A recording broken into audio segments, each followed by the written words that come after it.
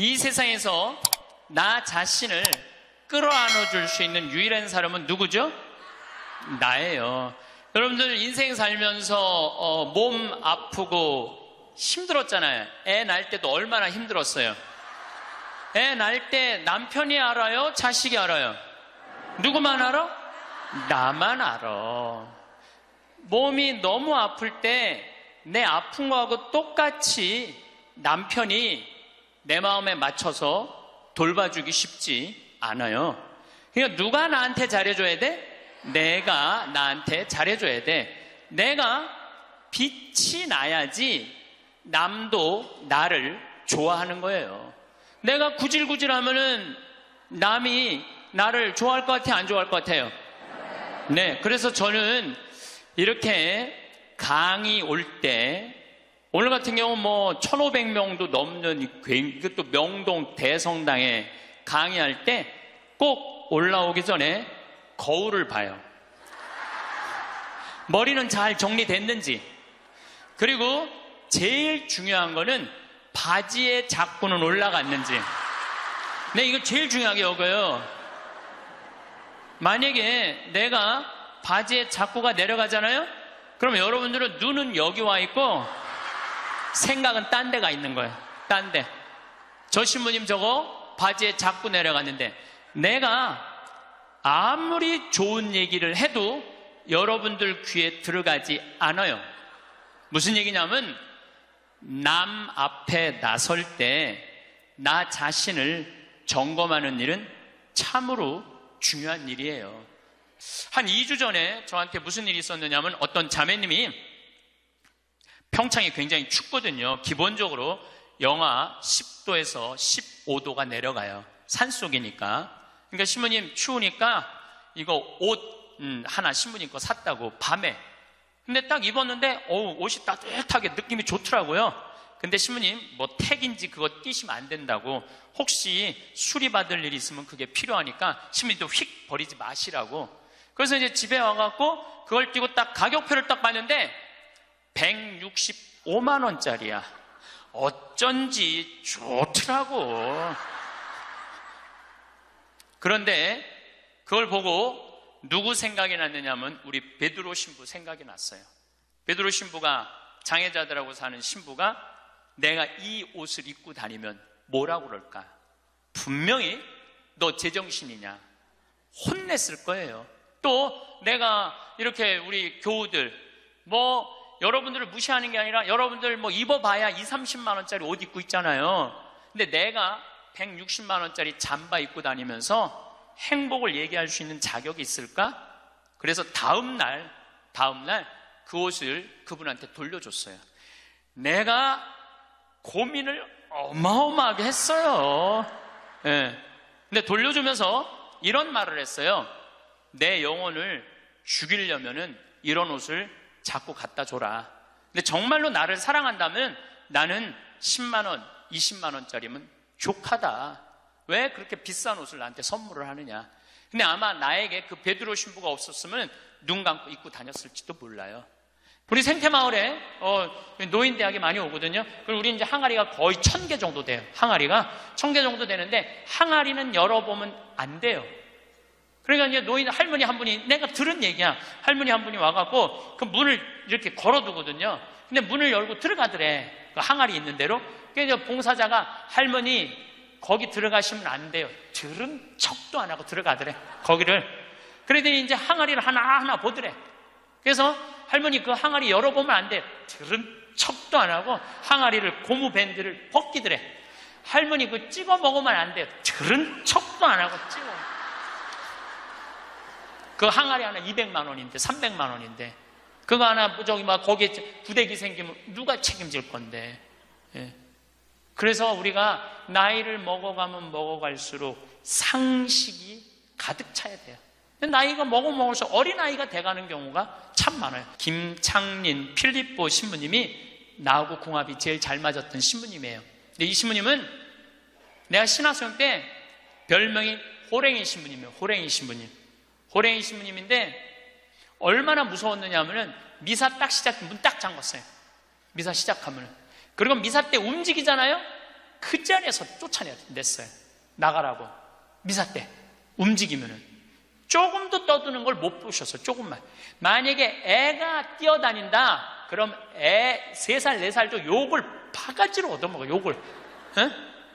그리고 그 엄마는 말할 것도 없고. 한 번은 내가 그 신부님 철산성당 보좌 신부로 있을 때인데 미사라는데 꼬마가 저 앞에서부터 오는 거야. 모든 교우들이 얼음이 됐어요. 혼날 거 이제 시작이 되니까. 근데 신부님 딱 미사다 멈춘 거예요. 얘는 아무것도 모르고 막 3살 4살짜리가 오는 거야. 근데 딱 신부님이 입이 참 북한 분이라 거치세요. 이 애새끼 엄마 누구냐고. 나오라고. 이 거룩한 미사에 이렇게 애새끼를 막 놔두고 이 엄마 나오라고. 근데 진짜 중요한 거는 그 엄마가 끝까지 안 나왔다는 거야. 너무 무서우니까 못 나온 거야. 그래서 누가 데리고 나갔느냐면 미사 봉사자가 데리고 나간 거예요. 그래서 그 엄마 1년 동안 뭐라고 그랬냐면 저거 엄마이길 포기한 인간이라고. 저기 엄마냐고. 네, 참예수님. 네, 반갑습니다. 네. 성호 긋고 시작하도록 하겠습니다. 성부와 성자와 성령의 이름으로. 저희들이 지금 자신 껴안기라는 주제로 강의를 하고 있습니다. 여러분들도 오늘 나오실 때 거울 한번 보셨어요? 안 보셨어요? 명동성당에 오는 건데. 그렇죠? 제가 한 2년 전에 딱 나를 맞이하는 분을 보면서 어느 천주교가 아닌 일반 기관에 강의를 갔어요. 근데 거기는 저를 초청하고 싶어서 2년 동안 섭외를 하다가 내가 2년 만에 시간이 돼서 그 기관에 갔어요. 갔는데 정말로 나를 정말로 애타게 기다렸구나. 한눈에 알아보겠더라고요. 왜 한눈에 딱 알아봤느냐 하면은 얼굴에 화장을 어마어마하게 했어. 얼굴에 이 마스카라를 얼마나 말아 올렸는지 눈이 막 뒤집어지려고 그래. 네, 눈이 볼에 얼마나 예쁜 색깔을 칠했는지. 근데 이분이 루즈도 굉장히 짙게 발랐어요. 루즈도. 그런데 루즈를 굉장히 두껍게 발랐는데 바빴는지 루즈가 입술에서 선에서 벗어나갖고 살짝 올라왔어. 2시간이었는데 1시 반에 거기 가서 커피를 30분 동안 마시는데 30분 동안 무슨 얘기를 했는지 하나도 기억이 안 나요. 뭐만 기억에 남냐면 이것만 기억에 남네요. 이것만. 루즈 올라간 것만 기억에 나는 거예요. 2년이 지난 지금도 그분을 생각하면 아무 생각이 안 나. 뭐만 생각나냐면 이것만 생각이 나. 이것만. 그분이 굉장히 그날은 그 지역 기관장들 초청 강의 날이었어요. 그렇게 중요한 날에 나설 때 화장을 하고 난 다음에 거울을 한 번만 점검을 했다면 나한테 이 느낌을 주지 않았을 텐데. 근데 더 슬픈 건 뭐였느냐 하면 그 사무실에 직원이 8명이 있었어요. 8명이 있었는데 아침부터 그걸 봤을 거예요. 근데 아무도 얘기해 주지 않은 거예요. 선생님, 지금 루즈가 선에 벗어났어, 입술에서. 그러니까 화장실에 가서 화장 좀 고치세요 라고 말을 해줬다면 이분은 그 창피를 당하지 않았을 거예요. 우리는 인생을 살아가면서 내가 내 자신을 점검하는 일도 중요하지만 내가 나를 점검할 수 없다면 누가 나를 점검해 줘야 되냐면 친구가 나를 점검해 줘야 돼요. 그래서 여러분들 인생에는요, 친구가 참으로 중요해요. 친구. 나를 점검해 줄 수 있는 친구. 내가 지금 제대로 살고 있나? 제대로 살고 있지 않는가? 옆에서 혼내주고 충고해 줄 친구가 필요하다는 거예요.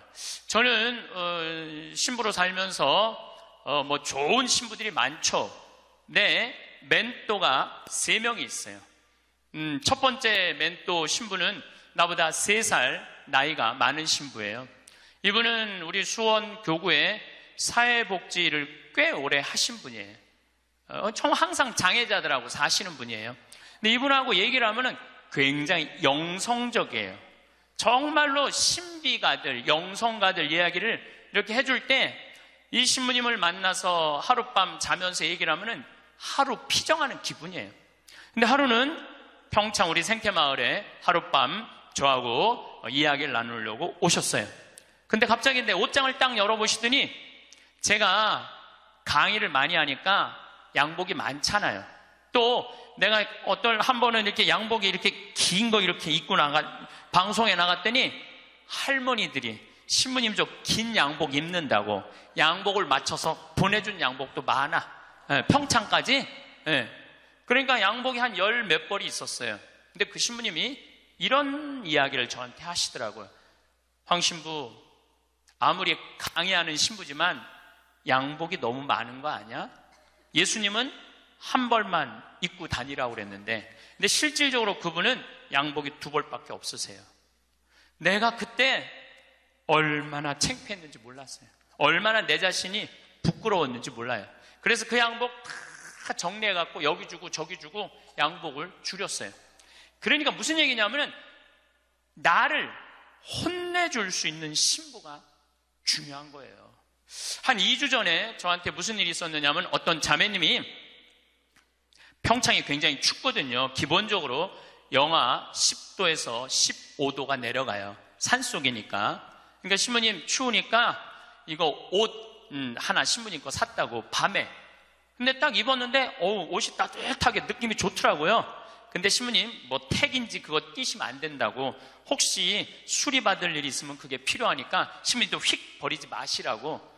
그래서 이제 집에 와갖고 그걸 띄고 딱 가격표를 딱 봤는데 165만 원짜리야.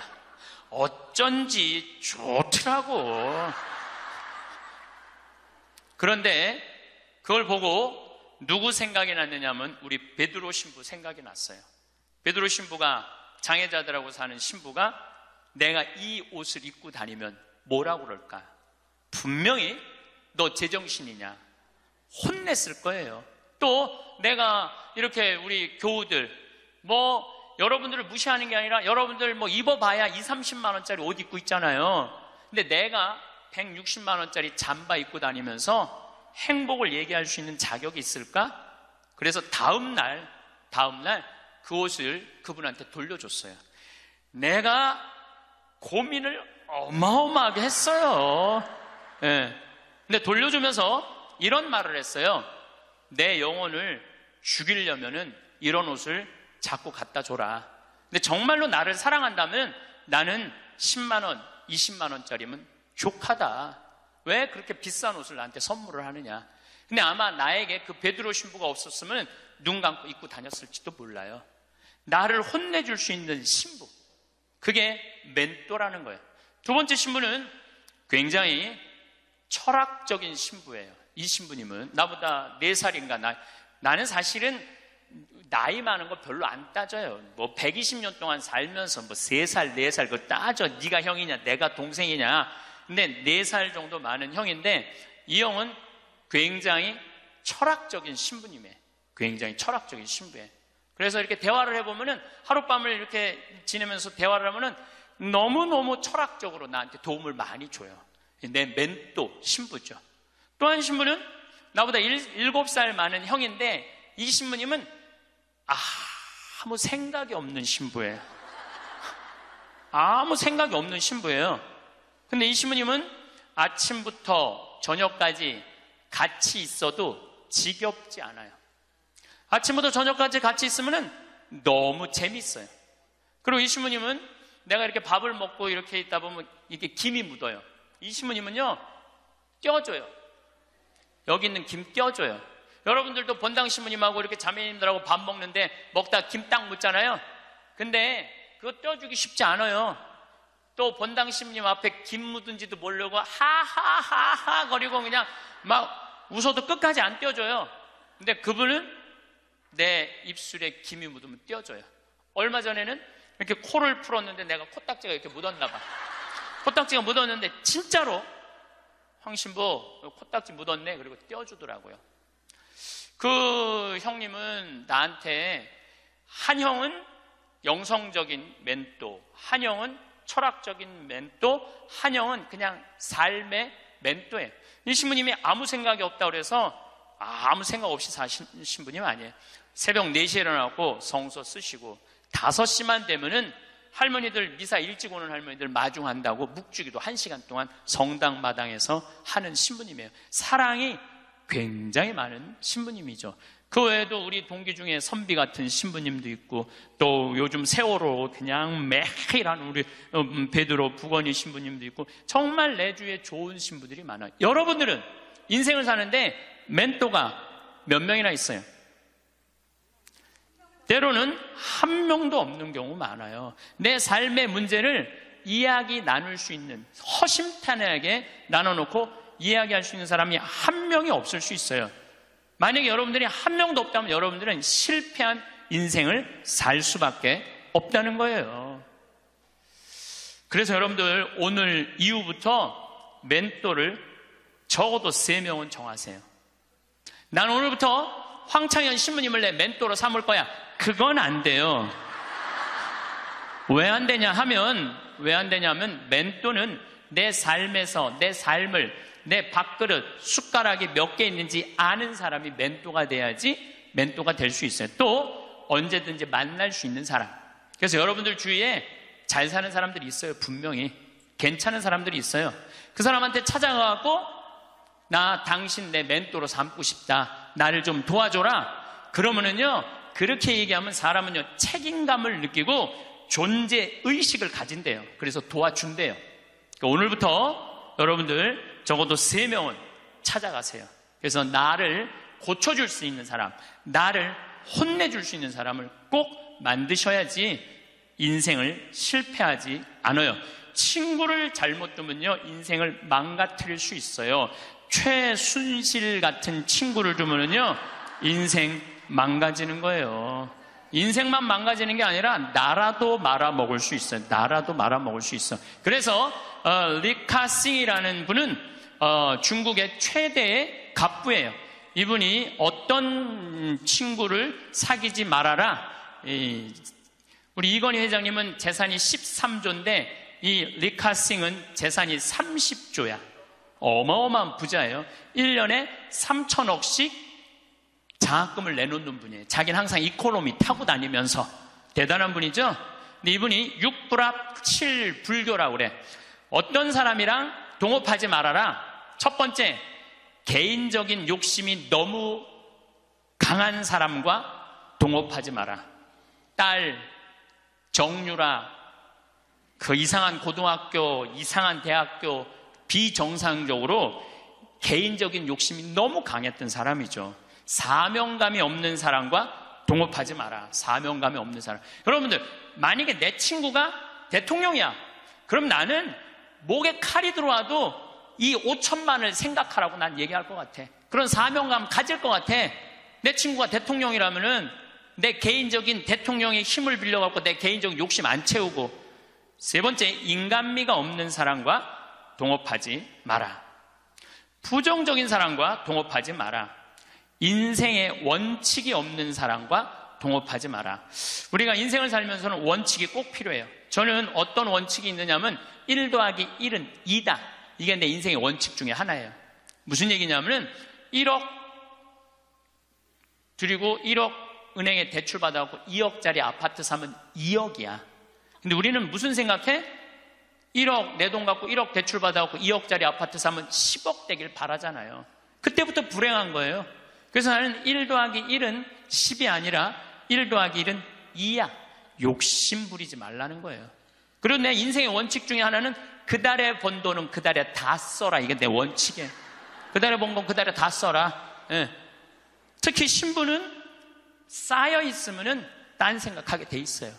그래서 그 달에 번 건 그 달에 다 써라.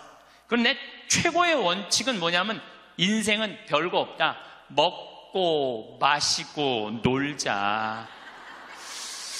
여러분들, 제가 작년에도 말씀드렸고 올해도 말씀드렸어요. 인간은요 먹고 마시고 놀지 않으면요 인간이 안 돼요. 내가 대통령 얘기를 안 할래야 안 할 수가 없는데 우리 대통령께서는 어렸을 때부터 경호원 따라다녔어요. 그리고 은둔 생활하고 그리고 국회의원 되고 대통령 됐어요. 평범한 사람들이랑 먹고 마시고 놀 시간이 없었어요. 사람은요, 평범한 사람들이랑 먹고 마시고 웃고 우리 예수님처럼 먹보요 술꾼으로 어려운 사람들 속에서 살아야지 사람이 되는 거예요. 그걸 못하면은요, 많은 부분을 잃어버릴 수 있어요. 그리고 감사할 줄 모르는 사람과 동업하지 마라. 그리고 7. 불교, 불효하는 놈과 사귀지 마라. 사람에게 각박하게 구는 사람과 사귀지 마라. 시시콜콜 따지는 사람과 사귀지 마라. 받기만 하고 주지 않는 사람과는 사귀지 마라. 이게 내 원칙 중에 하나예요. 받기만 하고 주지 않는 사람과는 사귀지 마라. 저는 참 많이 받아요. 정말 많이 받는 사람 중에 하나예요.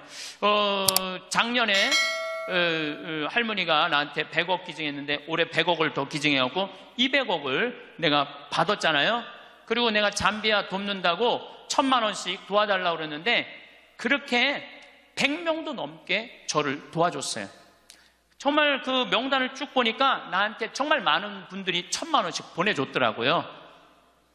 이번에 내가 가을에 내 배추 심고 고추 심고 무 심어갖고 김장해갖고 농약 하나도 안 친 거 그래갖고 다 보내줬어. 그분들 싹 다 보내줬어. 싹 다 보내줬는데 내가 그랬잖아요.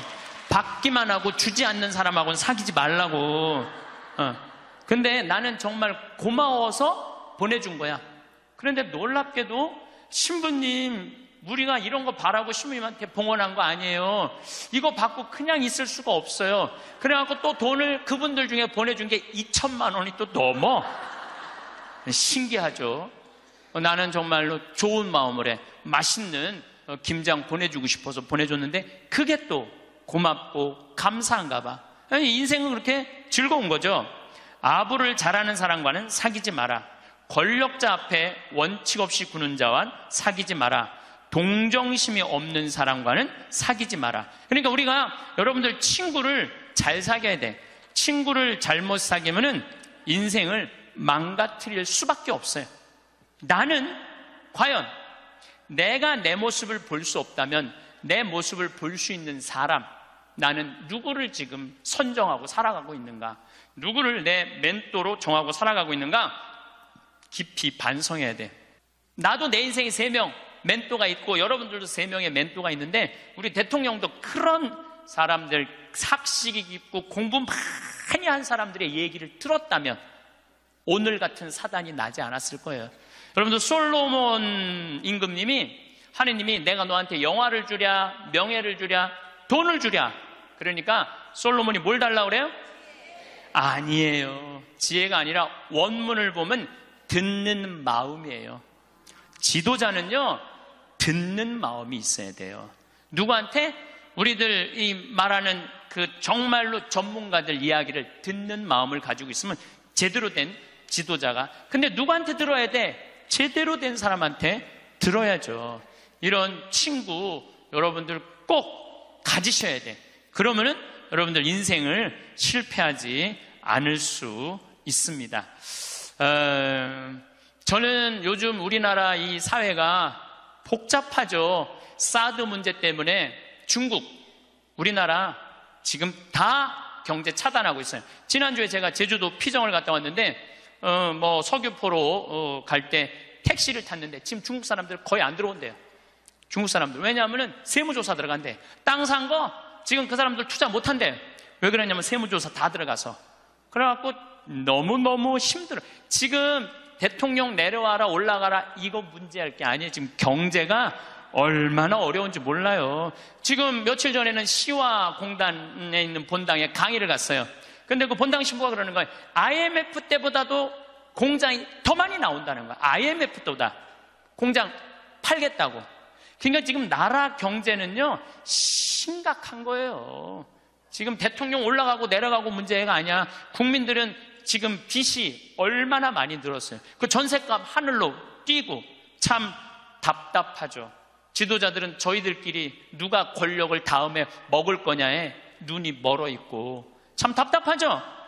그런데 답답해하지 마시라고. 왜 답답해하지 마시라고 말씀을 드리냐면, 우리나라는요, 5.16 혁명, 그 다음에 이 5.18 광주, 우리 정말 그 아이들, 그 군인들이 죽이고, IMF, 그래도 나라는 발전하고 있어요. 그리고 100만 명, 200만 명이 데모를 하는데도 어때요? 휴지 하나 없고 폭력 하나 없잖아요. 전 세계에서 이런 나라가 어디 있어요? 내가 보기엔 국민들 수준은 하늘 끝까지 올라가 있어. 국민들이 탄탄하면은요, 다른 나라 같으면 이러면 벌써 전쟁하고 총 쏘고 난리 났을 거예요. 그런데도 국민들이 수준이 높기 때문에 내 눈에는 아무 문제도 아니야. 난 대한민국이 희망적인 나라라고 생각을 해요. 국민들은요, 공무원들, 요즘 9급 공무원들, 8급 공무원들, 7급 공무원들 열심히 해요. 제가 여주 여러 환경운동 하면서 이제까지 내가 만난 하급 공무원들, 일반 우리 여러분들 자식들은 다 도와줬지 나를 방해한 사람 하나도 없어요. 근데 내가 올라가고 국회의원한테 얘기한 것도 아니고 도지사한테도 얘기한 거 아니야. 난 7급 공무원한테 가고 내가 우리나라 국민들 쉴 수 있는 공간을 꾸미고 싶다. 나를 좀 도와줘라. 그랬더니요, 그 여주에 있는 그 7급 또 과장급들이 평창까지 와서 다 보더니 자기네들끼리 모여서 정말로 우리 이런 거 도와주자 합의를 해갖고 다 도와주는데 기가 막히더라고요. 이번에 우리나라가 그런 거에 대한 혁신을 이루는 좋은 기회가 됐으면 저는 좋겠다는 생각을 합니다. 어쨌든 다시 자신 껴안기로 돌아가서 소크라테스는 뭐라고 그랬죠? 너 자신을 알라고 그랬죠? 덴마크에 그 유명한, 갑자기 이름이 생각이 안 나는데 동화 작가가 벌거숭이 임금 안데르슨, 똑똑하시네. 덴마크의 안데르슨이라는 동화 작가가 있는데 벌거벗은 임금님 얘기를 해요. 벌거벗은 임금님, 이 임금님은 평상시에 뭐를 좋아하셨느냐면 옷을 입고 자랑하는 걸 참 좋아하셨어. 옷을 입고. 근데 그 사기꾼 둘이서 임금님을 찾아가요. 임금님, 내가 기가 막힌 천을 짤 줄 안다고. 기가 막힌 천을. 근데 이 천은 바보 눈에는 안 보인다고. 바보 눈에는 안 보인다고. 그래갖고 그럼 한번 짜봐라. 그래갖고 이제 돈을 받았어요.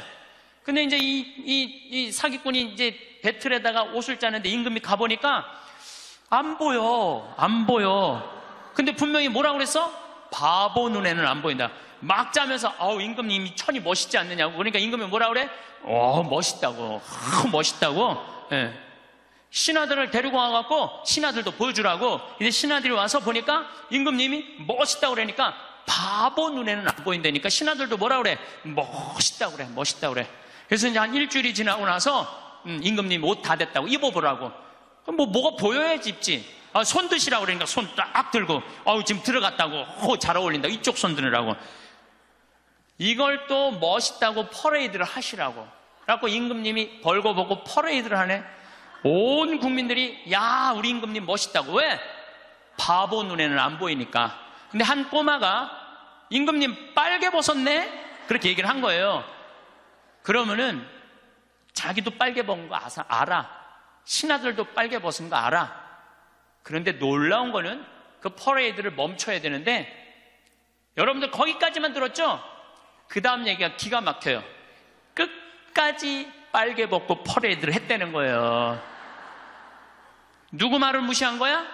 그 꼬마 말을 무시한 거예요. 우리는요, 내가 지금 대통령 얘기하는 거 아니에요, 여러분들. 대통령 얘기하는 게 아니라 내 자신이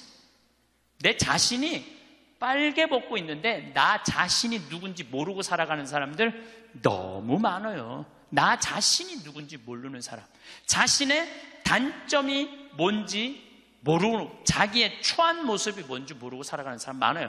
반대로 뒤집어서 어떤 것도 있느냐 하면, 뒤집어서 어떤 게 있느냐 하면은 내 안에 들어있는 보물을 발견하지 못하고 살아가는 사람도 많아요.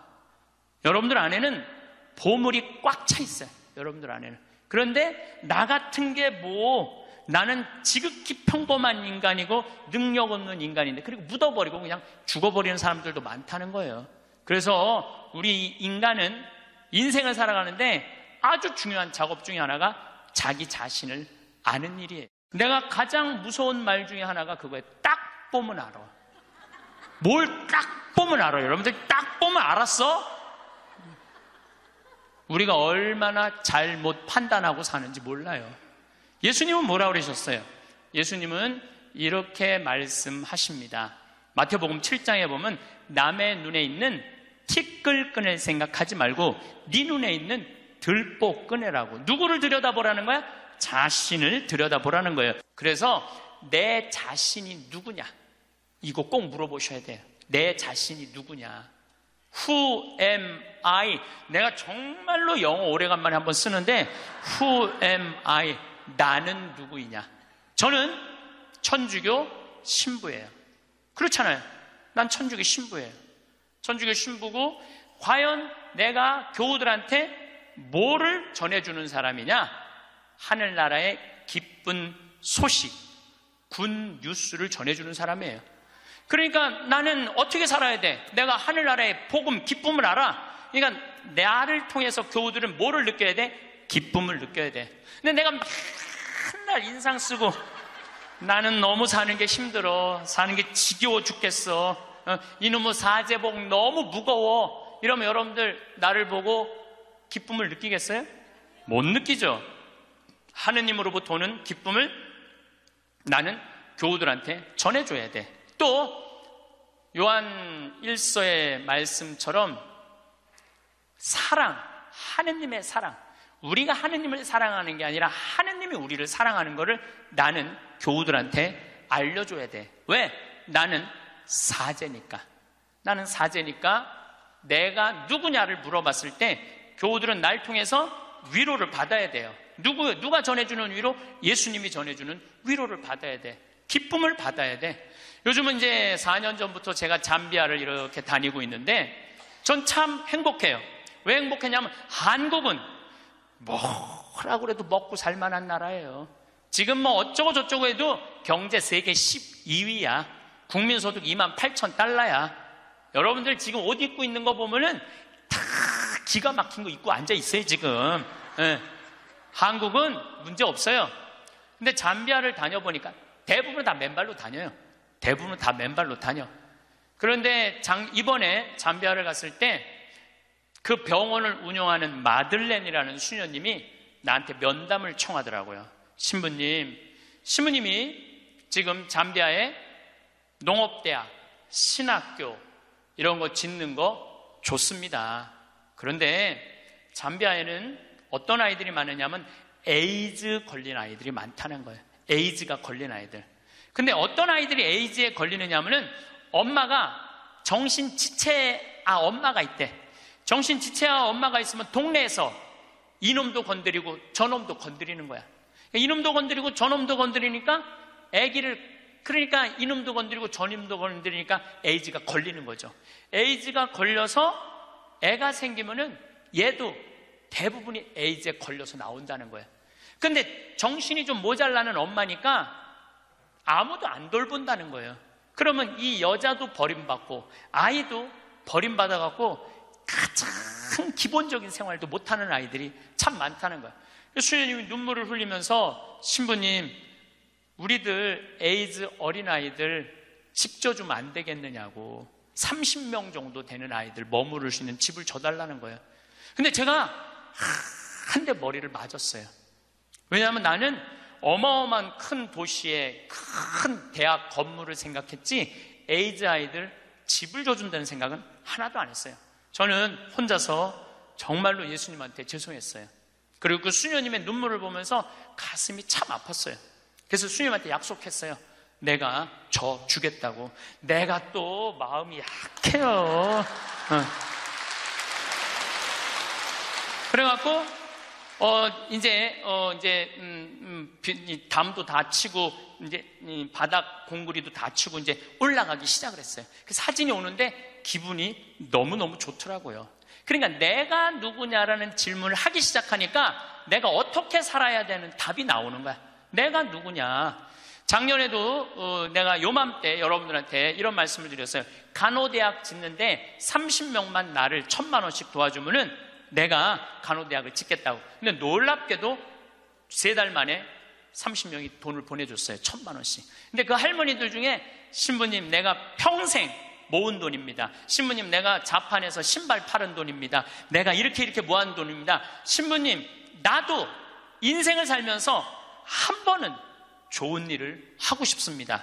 성당 신축금도 1,000만 원 해봤던 적이 없어요. 저는 많이 해봐야 50만 원, 100만 원인데 신부님이 잠비아에 간호대학 짓는다니까 할게요. 그래갖고 정말로 30명이 해갖고 간호대학을 다 져놨어요. 저는 중학교 1학년 때 세례를 받았어요. 그러면은 세례 받기 전에 저는 어땠느냐? 저는 초등학교 때 그 흔한 반장, 부반장 해봤던 적이 없어요. 우리는 초등학교 때 한 반에 70명이었기 때문에 줄반장도 굉장히 중요한 자리였어요. 근데 줄반장도 해봤던 적이 없어요. 저는 우등상도 타봤던 적이 없는 아이예요. 그야말로 볼품 없는 아이였어요. 성격은 어땠느냐? 우리가 4형제였는데 우리 집에 제가 막내였어. 막내니까 성격이 까칠했어요. 나 하고 싶은 대로 다 했어요. 그 형들도 누나도 다 봐주고 아버지 어머니 좀 달랐지만은 내가 그 밥 먹다가 신경질이 나면은 숟가락 밥그릇 던지는 건 예사가 아니었어요. 그냥 던졌어. 그냥 그렇게 아주 까칠했어요. 제가. 예. 그런데 중학교 1학년 때 세례를 받으면서 나는 내 인생에 어마어마한 거울을 만난 거예요. 어떤 거울을 만났느냐면 예수 그리스도라는 거울을 만난 거예요. 예수 그리스도라는 거울을 비춰보니까 내가 남에 대한 배려도 할 줄 모르고 사랑도 할 줄 모르고 이해심도 없고 이기적이고 지랄 맞고 아주 볼품이 없는 인간이었어요. 그러면서 자꾸 나 자신을 들여다보기 시작했어요. 정말로 부끄럽더라고요. 더욱이 예수님은 그 어린 나이에 중학교 1학년 때 예수님이 십자가에 못 박혀 나를 위해서 돌아가셨다는 게 얼마나 나한테 감동적이었는지 몰라요. 감동적이지 않아요, 여러분들? 남도 아니고 나를 사랑하기 때문에 저 고통을 겪으신 예수님. 그런데 도대체 나는 뭐하고 살았느냐? 나 하고 싶은 대로 신경질 부리는 대로 다 부리고 집안 식구한테 땡깡 필 거 다 피고 남 함부로 판단하고 정말로 나 자신이 볼품이 없더라고요. 그래서 저는 저를 계속 들여다보기 시작했죠. 예수 그리스도라는 거울에. 그러면서 저는 15살에 사제가 되기로 결심을 해요. 내 인생이 너무 많은 영향을 미친 주님의 제자가 돼야 되겠다. 그래서 15살에 뜻을 세운 거죠. 공부하겠다는, 사제가 되겠다는. 지우학한 거예요. 공자님 말씀대로 15세이 지우학한 거예요. 뜻을 세운 거야. 내가 사제가 되겠다고 뜻을 세우고 나니까 내 인생에 대해서 고뇌하게 되더라고. 고뇌. 여러분들 인생에 고뇌해야 돼요. 소크라테스는 뭐라고 그러냐면은 자기 삶에 대해서 고뇌하지 않는 인간은 인간이 아니라고 그랬어요. 자기 삶에 대해서 내 삶이 지금 잘 살고 있느냐, 잘 살고 있지 않느냐 고뇌하지 않으면은 그 삶은 가치가 없다고 그랬어요. 가치가. 여러분들은 지금 살고 있는 삶이 가치 있어요, 가치 없어요? 고뇌해야 돼요. 내가 정말 가치 있는 삶을 살고 있는가? 제가 30에 31입이라고 그래요. 30에 신부가 됐어. 이제 뜻을 신부가 됐으니 얼마나 좋아. 그런데 내 인생에 가장 많은 실수를 저지른 게 30이에요. 30대 때 나는 내 강의 때 핸드폰이 울리면 가만히 놔두질 않았어요. 미사할 때 핸드폰 울리잖아요. 이 거룩한 시간에 무식하게 핸드폰도 안 꺼놓고 분심 들게 한다고. 한 번은 이렇게 거양성체를 하는데 핸드폰이 울리더라고요. 딱 내려놓고 내가 뭘 했겠어요. 일주일에 한 번 거룩하게 기도 한번 해보겠다는데 그놈의 핸드폰을 안 꺼놓느냐고. 무식하게 남들 정신 산란하게. 근데 미사가 끝났는데 자매 하나가 와서 신부님 죄송하다는 거예요. 뭐가 죄송하냐니까 우리 남편 핸드폰이라는 거예요. 그래서 남편 핸드폰이면 남편이 와야지 왜 당신이 오느냐? 남편이 손이 없냐? 발이 없냐? 입이 없냐? 그랬더니 이 자매 하는 말이 신부님 우리 남편은 청각 장애자라는 거예요. 따라서 말도 못하는 거예요. 항상 진동으로 해놓는데 풀린 거야. 풀리고 난 다음에 자기도 모르고 아내도 몰랐던 거야.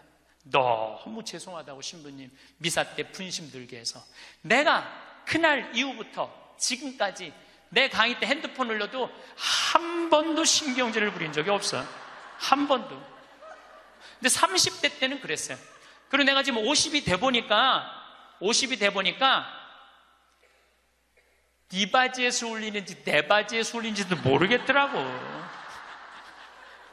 한 번은 춘천 수무숲 성당이라는 곳에 강의를 갔는데 막 강의를 시작하는데 핸드폰이 막 울리더라고요. 그래서 내가 얘기했죠. 나는 내 강의 때 핸드폰 울려도 한 번도 신경질을 부린 적이 없다고. 그런데도 계속 울리는 거예요. 기분이 싸해. 보니까 내 바지에서 울리는 거. 내 바지에서. 근데 만약에 내가 무식하게 핸드폰도 안 꺼놓고 강의하는데 남들 방해준다고 그러는데 내 바지에서 울렸잖아요. 그러면 나는 강의 못하고 그냥 가야 돼요. 그런데 30대 때는 보이는 대로 지적했어요. 교우들 잘못하면은 바로 그 자리에서 혼냈어요. 교우들 성청할 때도 여러분들 성체는 왼손이 올라와갖고 오른손으로 영해야 돼요. 그렇죠? 근데 어떤 교우들은 오른손으로 올려갖고 왼손으로 영하는 교우들이 있어요. 그럼 이 잘못된 거죠. 왜냐하면 이 오른손이 거룩한 손이니까 오른손으로 영해야지. 근데 손이 바뀌면은 지적해주지도 않아. 그냥 손바닥을 내리치는 거예요. 똑바로 하라고. 짝 소리가 나잖아요. 그럼 뒤에 성체 영화로 나오는 교우들이 내가 굉장히 무서웠으니까 보면 어떻게 하고 나오느냐면 막 이러면서 나와요. 마지막에 와서 틀려 또 보면은. 30대 때는 정말 그랬어요. 30대 때는. 근데 40대 때는 생각을 해보니까 주부들이 손목 관절염 있는 주부들이 있어. 그러니까 이게 안 돌아가는 거야. 안 돌아. 그러니까 반대로 하는 거예요. 근데 30대 때는 그런 걸 몰랐어요. 그냥 원칙대로 하는 거. 원칙대로. 그러니까 손바닥을 내리치고 그 짓을 했죠. 참, 나는 30대 내 인생을 지워버리고 싶어. 그래서 40이 되면서는 이제는 왼손으로 올리든 오른손으로 올리든 상관하지 않아. 왼손으로 올리면 왼손에 영해드리고 오른손으로 영해드려. 근데 어떤 경우들은 헷갈리니까 그냥 이렇게 나오는 교우들도 있어.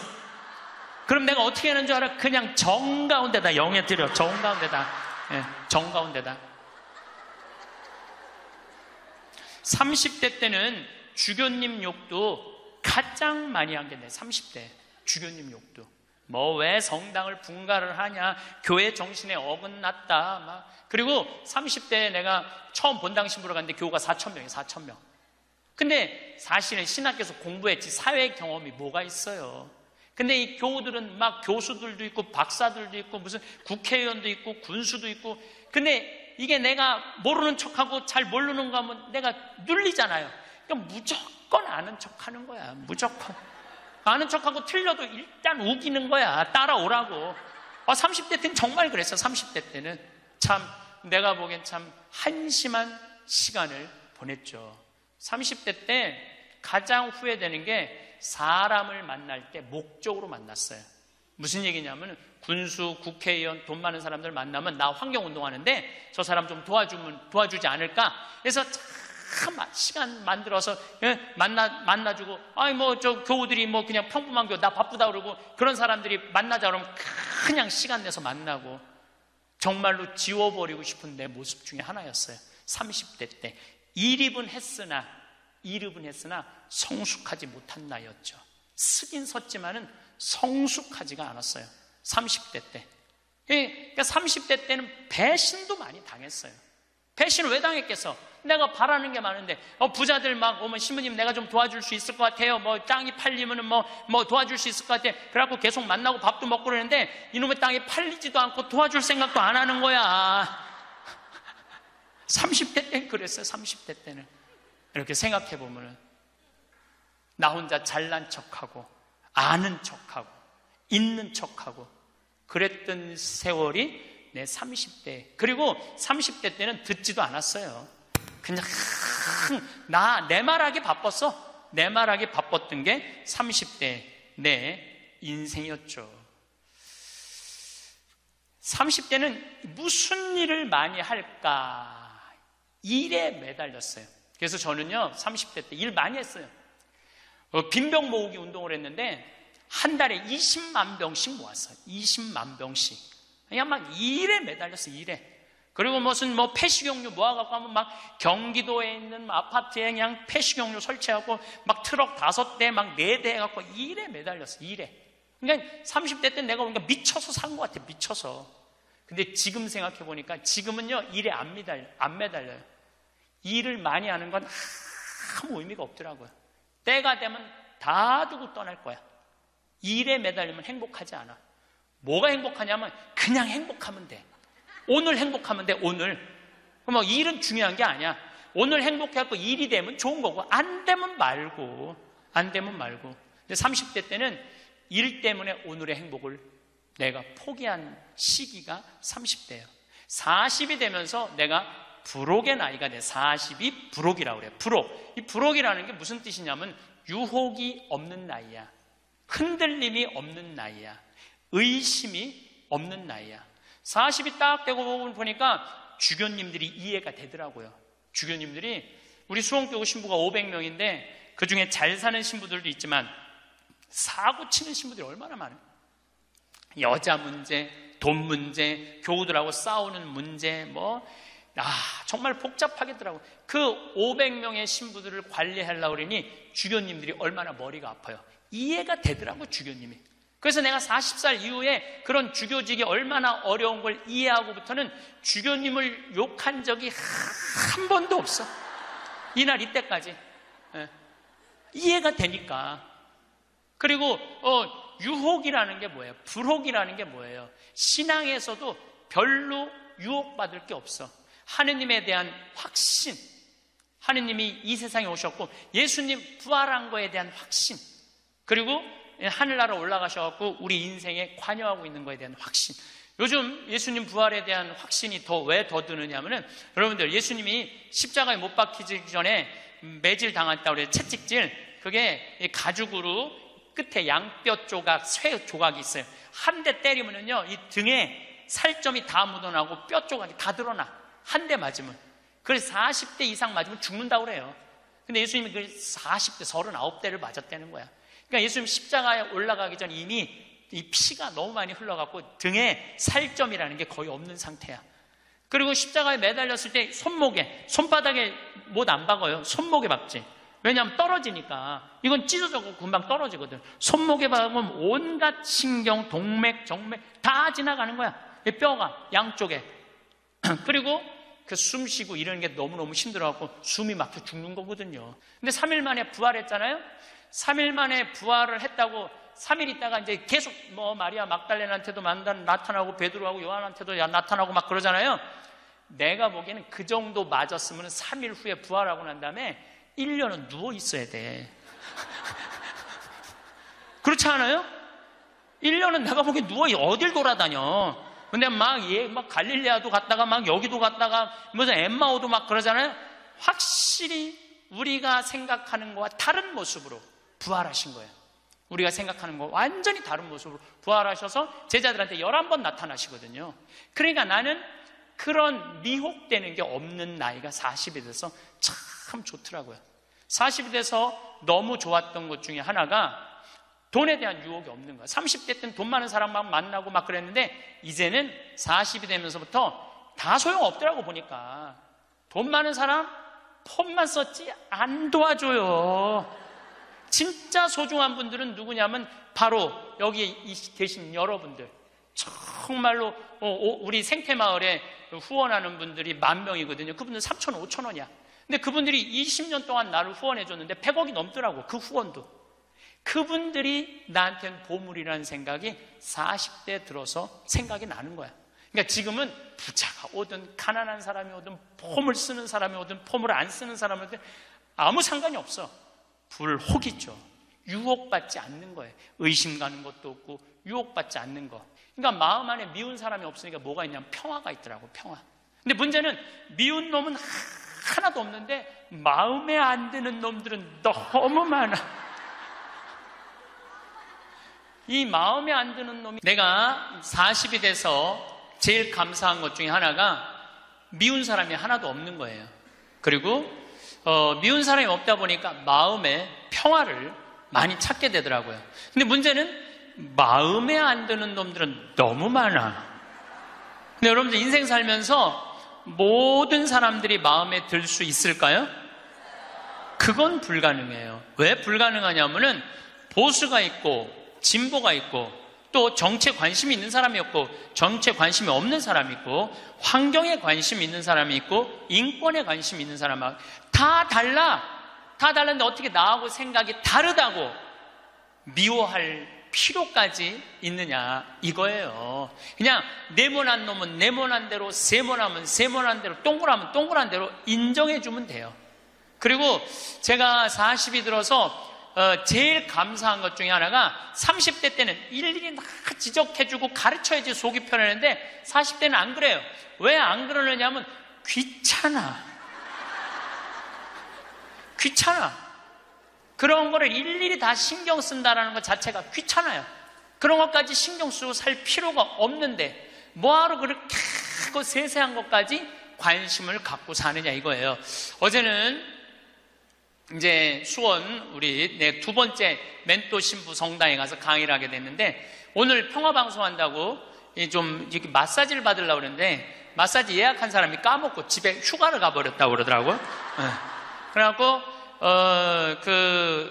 이제 직원을 바깥에서 운전하는 직원을 한 30분 정도 기다리는데 그 성균관대학 수원에 성균관대학이 있는 데인데 그 수많은 젊은 여대생들이 지나가더라고요.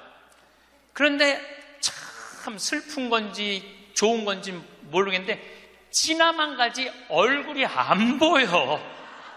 눈이 이게 침침해갖고요.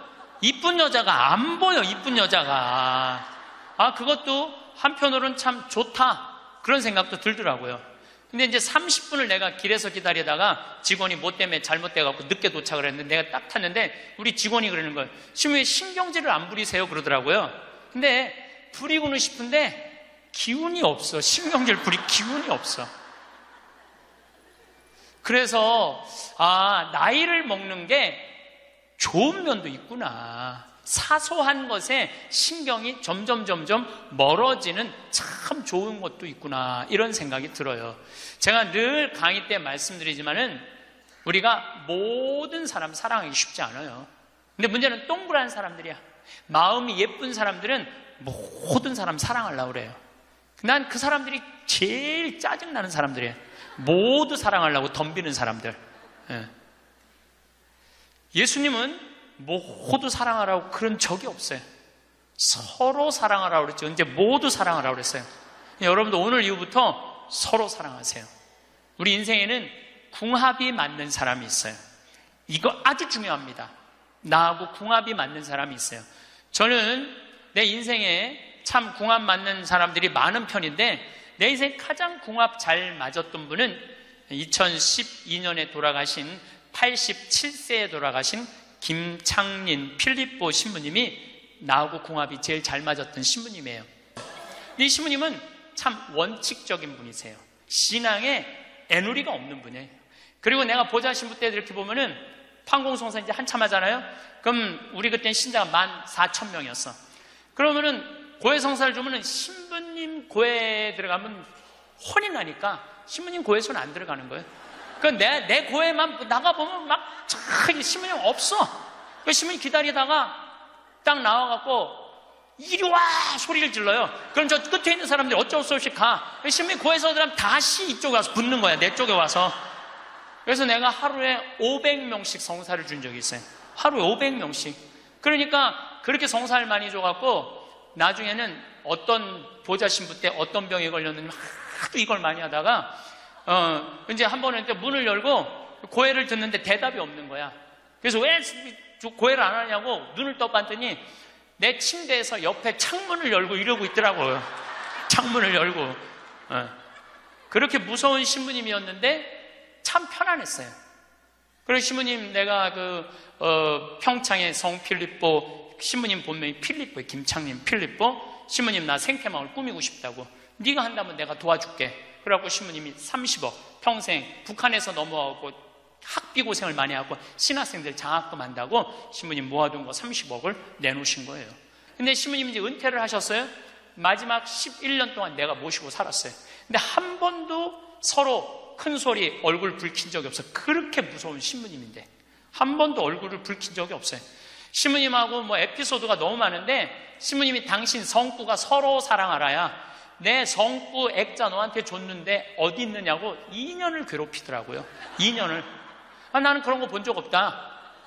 이놈 새끼, 내가 너한테 성구 줬는데 네가 내 걸 우습게 한다고 욕을 먹었는데, 나중에 알고 보니까 신부님 그 철산성당 사무실에 있었던 거야. 근데 내가 그것 때문에 황당한 게 아니야. 서로 사랑하라는 성구를 내가 찾아서 우리 지금 생태마을에 걸어놨는데 참 기가 막혀요. 서로 사랑하라 그러는데 이렇게 그 뒤에 배경 그림이 뭔지 아세요? 호랑이 2마리가 서로 끌어안고 있는 거야. 한번 생태마을에 오시면 한번 보세요. 하여튼 호랑이. 그런데도 신부님하고 마지막까지 정말로 아버지 아들같이 잘 지냈어요. 근데 이제 신부님이 2월 15일 날 입원하셨는데, 뭐 이제 한 3개월 보름 정도 했는데, 월요일 날 돌아가실 것 같다고 우리 주교님들 다 모이고 교구청 신부들 다 모여갖고 돌아가신다고 그러는데, 신부님이 안 돌아가시는 거야. 밤 12시가 돼도. 그러니까 뭐 주교님 뭐 황신부 있을 거지, 우리 각계 뭐 교구청의 신부들 우리 각계 다 가고, 나만 있는, 돌아가시는 언제 돌아가시나 보는데 새벽 3시까지도 안 돌아가시네. 나는 다음날 강의 있는데 라고 신부님한테 나 지금 바빠서 간다고 갔는데, 이틀 지났는데 느낌이 이상해. 그래서 부관장 신부한테, 야, 네가 나머지 다 해라. 나 아무래도 신부님 돌아가실 것 같다. 그래서 이제 수원 빈센트 병원에 왔어요. 딱 왔는데 신부님이 이틀 동안 혼수 상태에 계시더라고. 그래서 내가 신부님 귀에다가 이렇게 말했어요. 신부님, 이제 가셔라. 신부님 힘든데 신부님도 가셔야지. 신부님도 편안하고 나도 힘들어 죽겠다 왔다 갔다. 그랬는데 신부님이 눈을 딱 뜨는 거예요. 얼마나 놀랬는지 몰라요. 죽으라고 그러는데 눈 뜨니까 얼마나 내가 놀래. 그랬더니 그 신부님 모시는 자매가 그러더라고요. 부부가, 아유 저거 보라고, 이틀 동안 그렇게 많은 신부님들이, 그렇게 많은 그 은인들이, 지인들이 와서 신부님 눈 뜨라고 그래도 눈 한 번 안 뜨더니, 저 사랑하는 신부가 와서 신부님 이제 가시라고 그러니까 눈 뜨는 거 보라고. 신부님 매일 저를 위한 미사를 하셨거든요. 매일매일. 그래서 내가 이제 신부님한테 그랬죠. 신부님 평생에 내 바람막이 대주시고 나 행복하게 해줘서 너무너무 감사하다고. 나는 사제 생활은 정말로 반은 신부님 때문에 행복하게 살았다고. 여기 이제 내가 그날 다 오라고 그랬거든요. 신부님 지인들 다 눈 한번 마주치라고. 눈 다 마주치시더라고요. 그러더니 나하고 딱 눈을 마주치시면서 돌아가시더라고요. 그래서 신부님이 내 품에서 돌아가셨어. 그러니까 신부님은 나하고 궁합이 맞은 거죠. 그래서 난 그분하고 평생 참 행복하게 살았어요. 여러분들도 마찬가지예요. 여러분들하고 궁합이 맞는 사람이 있어. 근데 이 동그란 사람 얘기, 이제 뭐 내가 옛날에 화가 나십니까에도 말씀드렸지만, 동그란 사람들은 뭐가 있냐면 예수님 사랑하는 마음이 이쁘니까 남 상처 주는 걸 못해. 왜냐하면 예수님한테 미안하니까. 남 상처 주는 걸 못하는 거예요. 동그란 사람이 대림절 맞이하고 예수님 성탄 맞이하고 빠마를 탁 했는데 삐죽한 놈이 와서 한마디 해요. 빠마를 왜 그렇게 했어? 얼굴이 떡판 같잖아. 그러면 동그란 사람은요, 가슴에서 피가 떨어져요. 안 그래도 얼굴 둥글럽적해갖고 스트레스 받는데 떡판이라고 그러면 얼마나 상처를 입어요. 그런데도 동그란 사람은 그 삐죽한 사람한테 싫은 소리 못해요. 기껏 한다는 소리가, 그러게 이번에 하다가 보니까 이렇게 나왔네. 다음에 내가 잘할게. 뭘 잘못했다고 다음에 잘한대. 그리고 어디 가서 우느냐면 성당 가서 운다니까요. 여기 있는 분들 많아. 그런 분들, 동그란 분들 많아. 맨날 울면서 상처 입고. 그래서 동그란 사람들 보면 여기에 구멍이 뽕뽕뽕뽕 나인 사람 많아요, 보면은. 그래서 동그란 사람들이랑 상담을 해보면은요, 정말로 겉보기는 예쁜데 상처는 다 받은 사람 많아. 그러니까 동그란 사람은 삐죽한 놈 만나면 안 돼요. 삐죽한 놈은 누구 만나게 해주면 되냐면 별난 놈 만나게. 별난. 찔러도 안 찔리는. 파마를 왜 그렇게 해서 얼굴 떡판 같잖아.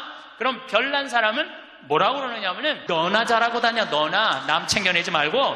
그럼 이 사람 상처 안 입어요. 상처 안 입는데 동그란 사람들이 상처를 입는다니까. 그래서 여러분들은 지금 50, 60 되신 분들, 여러분들 앞으로도 50년, 60년 인생 더 살아야 돼요. 미운 사람이랑 뭐하러 힘들게 가요? 내가 마음에 드는 사람, 좋은 사람이랑 가셔야죠. 그래서 오늘 이후부터 아까도 제가 멘토 얘기했지만은 우리가 멘토를 잘 만나야 돼요.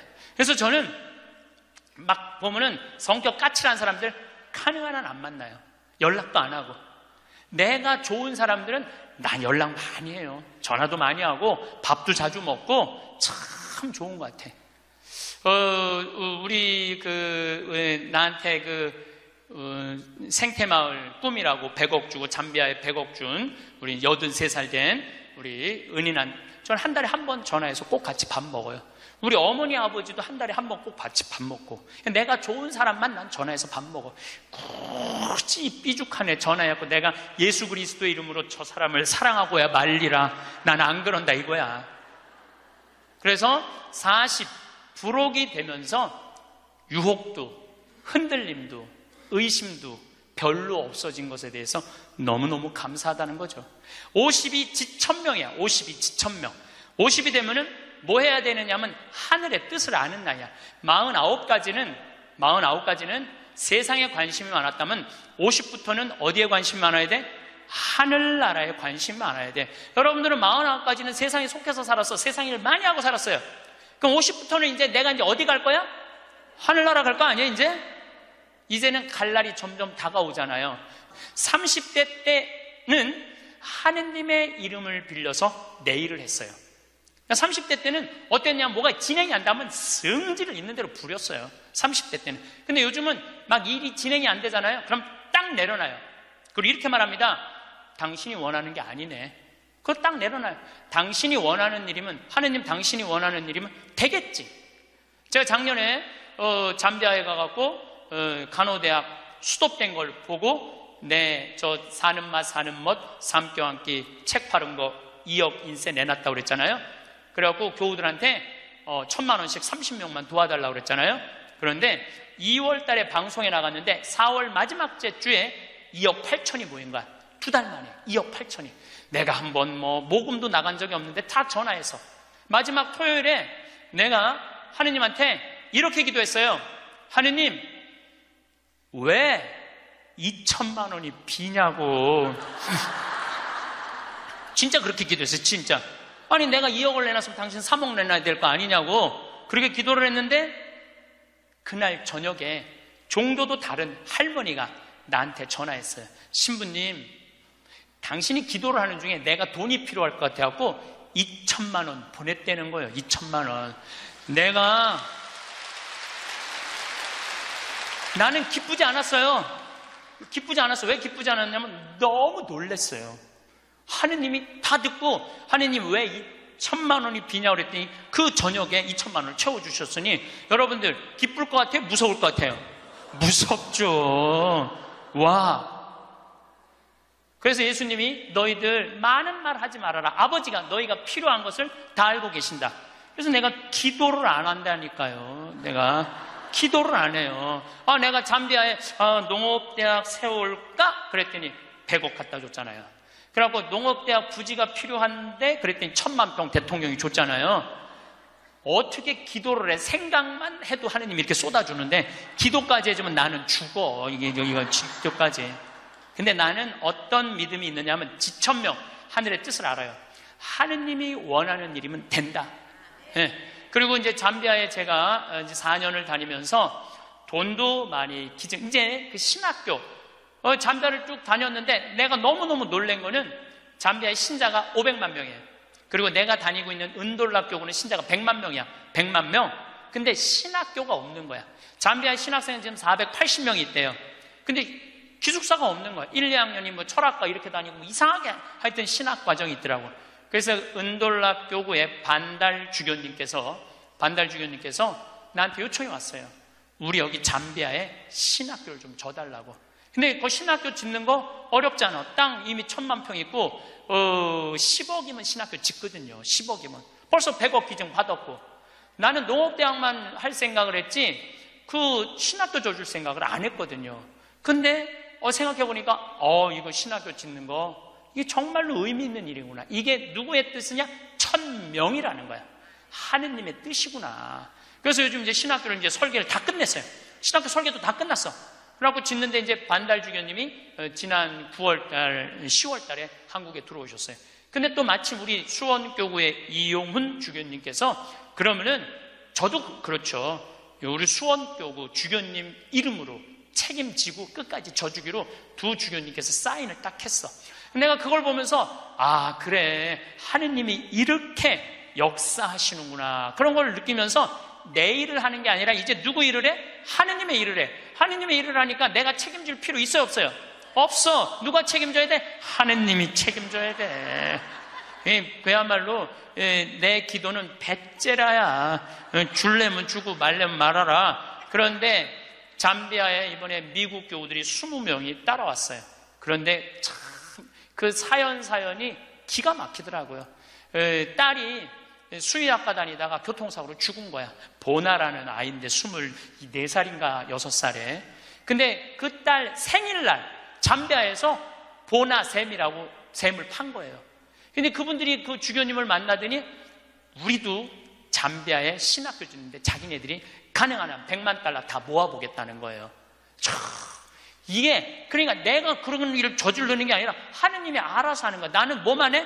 심부름만 하는 거야. 또한 아버지 앞에 나와 봉사하게 하시니 감사하나이다. 여러분들 여기 50대신 분들, 50 넘으신 분들 아직도 세상 것에 연연하고 매달린다면 언제 천명 하늘의 뜻을 알 거예요. 이제 이 세상 돌아가는 삼라만상 이치 다 알 나이 아니에요. 50이 되면은. 그렇다면은 내가 이 세상에서 하나라도 더 가지고 끝나는 게 아니고 이 세상에서 하느님 보시기 좋은 일을 하고 가는 게 중요하다는 거예요.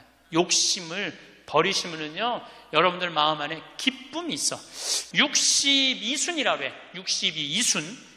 이순이라는 건 뭐냐면 60이 되면 귀가 편안해야 되는 나이에요. 60. 화가 나지 말아야 돼. 누가 내 욕을 해도 화가 나지 말아야 돼. 근데 60 된 분들 막 누가 내 욕을 해. 그럼 뭐라 그래? 나를 내가 산전수전 다 겪었는데 날 뭘로 보고 내 욕을 해? 내가 이놈을 뻔때를 보여주리라. 이때부터는 나이를 헛먹는 거예요. 누가 내 욕을 해도 화가 나지 말아야 돼. 내 커피숍 하는 친구가 있어. 이 친구가 해준 얘기예요. 무슨 얘기냐면은 1시에 자기 커피숍에 60 먹은 아줌마 10명이 들어오더래요.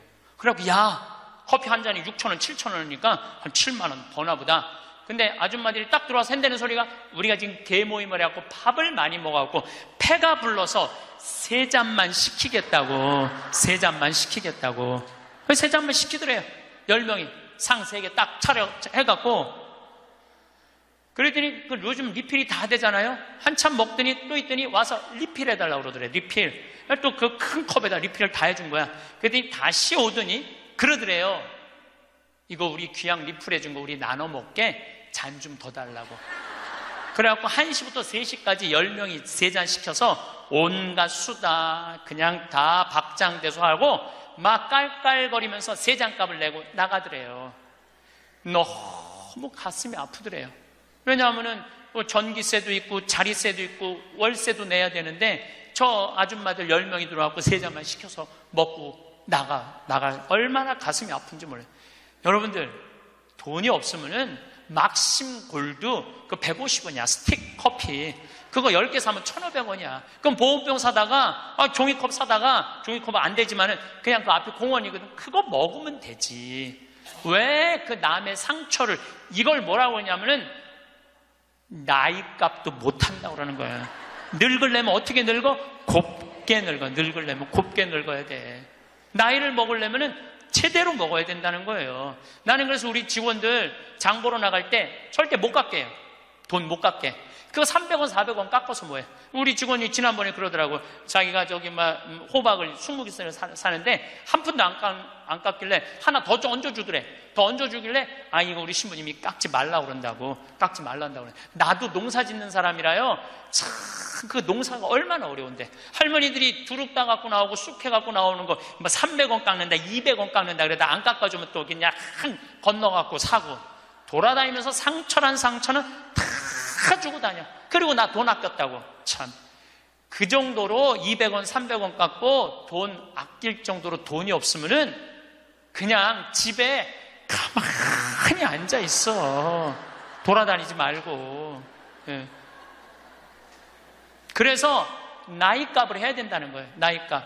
늙으려면 어떻게 늙어? 곱게 늙어야 돼. 늙으려면.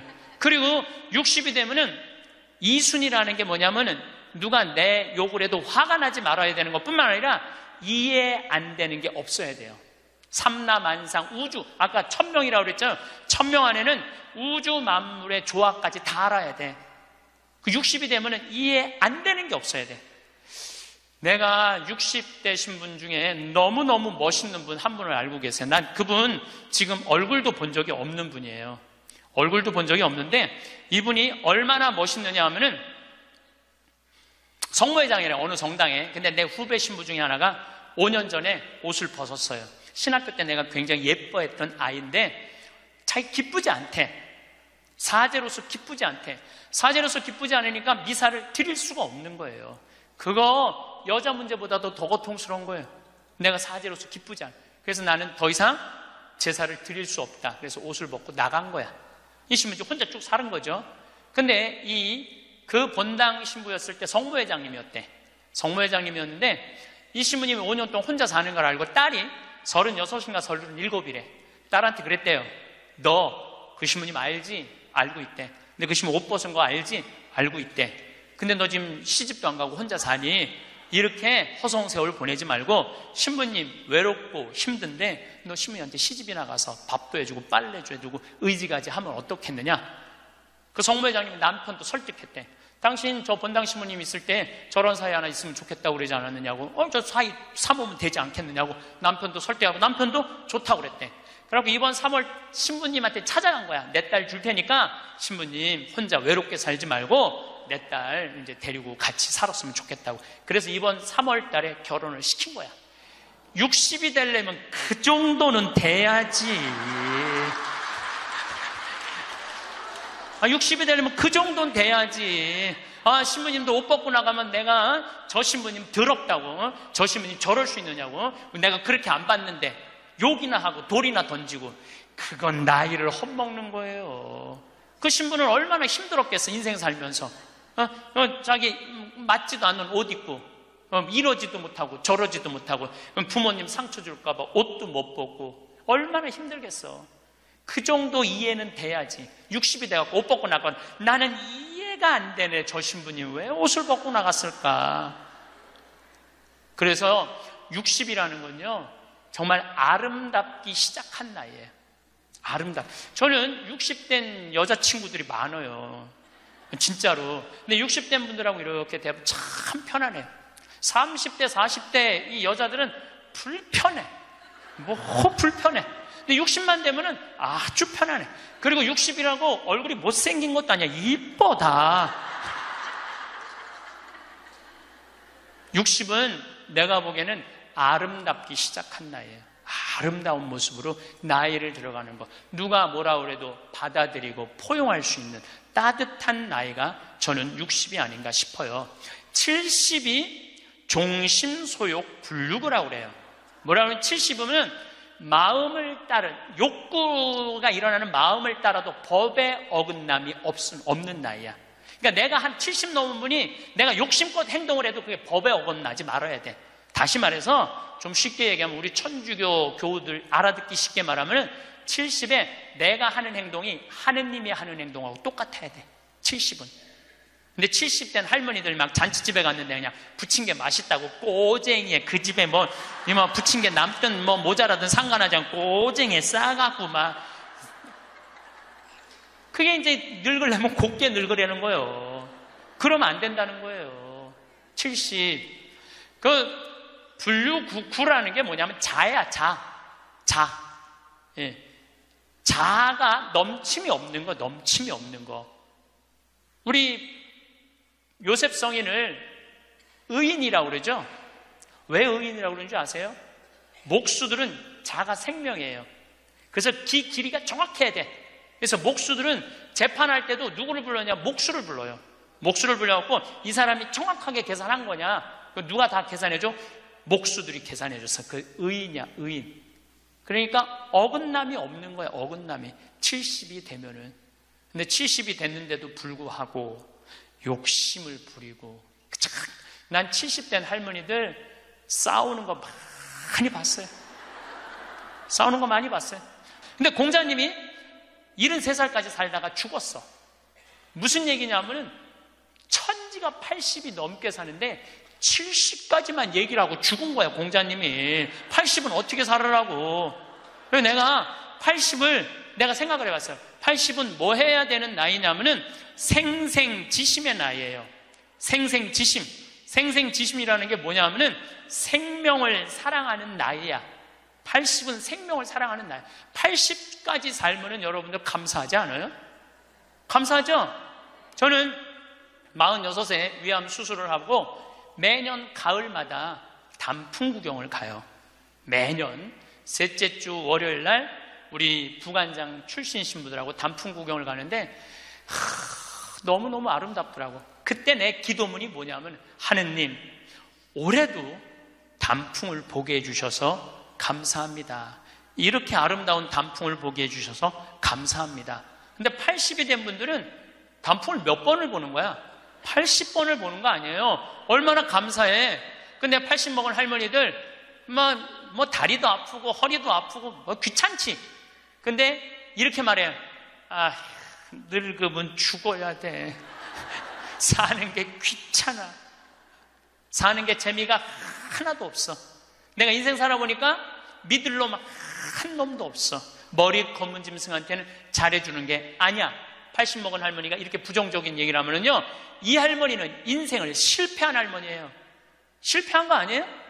생명을 사랑하는 나이에 오늘도 이렇게 하루를 나한테 선물로 주신 하느님한테 감사하다고. 진달래를 보면 이번에도 한 번 더 이 아름다운 진달래를 보게 해주셔서 감사하다고. 단풍을 보면 이 아름다운 단풍을 한 번 더 보게 해주셔서 감사하다고. 살아있음에 대해서 감사하고.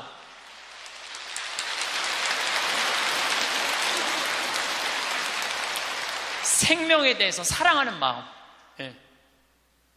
저는 우리 요즘 대리임 때 우리 직원들 마니또를 해요. 작년에 느닷없이 마니또를 하자고 그러더라고요. 그래서 이제 쭉 뽑았어. 우리 직원이 40명인데 나는 이제 60 먹은 형제가 뽑혔어요. 근데 한 달 동안 그 형제만을 위해서 기도한다는 게 좀 그렇더라고요. 왜냐하면 내가 40명의 목자인데. 그래서 내가 매일 한 명씩 이름을 부어서 묵주기 5단을 해줬어요. 나는 어떤 신념이 있느냐면 하루에 묵주기도 기도 5단 이상 하면 안 된다는 신념이 있어요. 5단도 힘들어 죽겠는데 막 20단, 30단 하는 사람들 보면은 놀라워. 뭐 한다고 20단, 30단씩이나 해. 하루에 5단 이상 하면 안 된다는 신념이 있어요. 그런데 날짜는 30일인데 직원은 40명이잖아요. 그러니까 5단은 무조건 선물로 줘야 될 거 아니야. 하루에 10단을 하게 되더라고요. 그런데 하루가 너무 충만한 거야. 막 10단을 하니까 더 충만한 거야. 이거 봐라. 이 남을 위해서 기도하는 게 참 좋으네. 너무 좋더라고, 기도하는 게. 근데 다 못했어요. 신부님 미운 사람 없어요? 여러분들, 내 가슴이 얼마나 넓다고 미운 놈까지 다 고이 간직해야 돼? 그렇지 않아요? 여러분들, 미운 사람 꼭 가슴에 간직해야 돼요? 미운 사람 빨리 빼버리세요. 그리고 어떤 사람만 간직하면 돼? 좋은 사람, 소중한 사람만 하면은 그러게도 우리 인생은 벅차요. 내가 6.25 전쟁 똥구멍이 찢어지게 가난할 때 그때 내 돈 떼어먹고 도망간 놈, 내 상처 준 놈 그냥 기억할 필요가 뭐가 있냐 이거예요. 80이 돼서 이제까지 큰 사고 없이 6.25 넘어오고 그 힘든 거 다 넘어와서 지금 살면은 오늘 하루 밥 세끼 먹으면 감사하면 돼요. 그래서 80 되신 분들은 입에서 뭐가 나와야 돼? 감사가 나와야 돼. 제가 자신 껴안기라는 주제로 이야기를 이제까지 했습니다. 여러분들, 나 자신을 껴안을 줄 알아야지, 나 자신을 껴안을 줄 알아야지 잘 살아요. 잘 살아야지 잘 죽을 수가 있어요.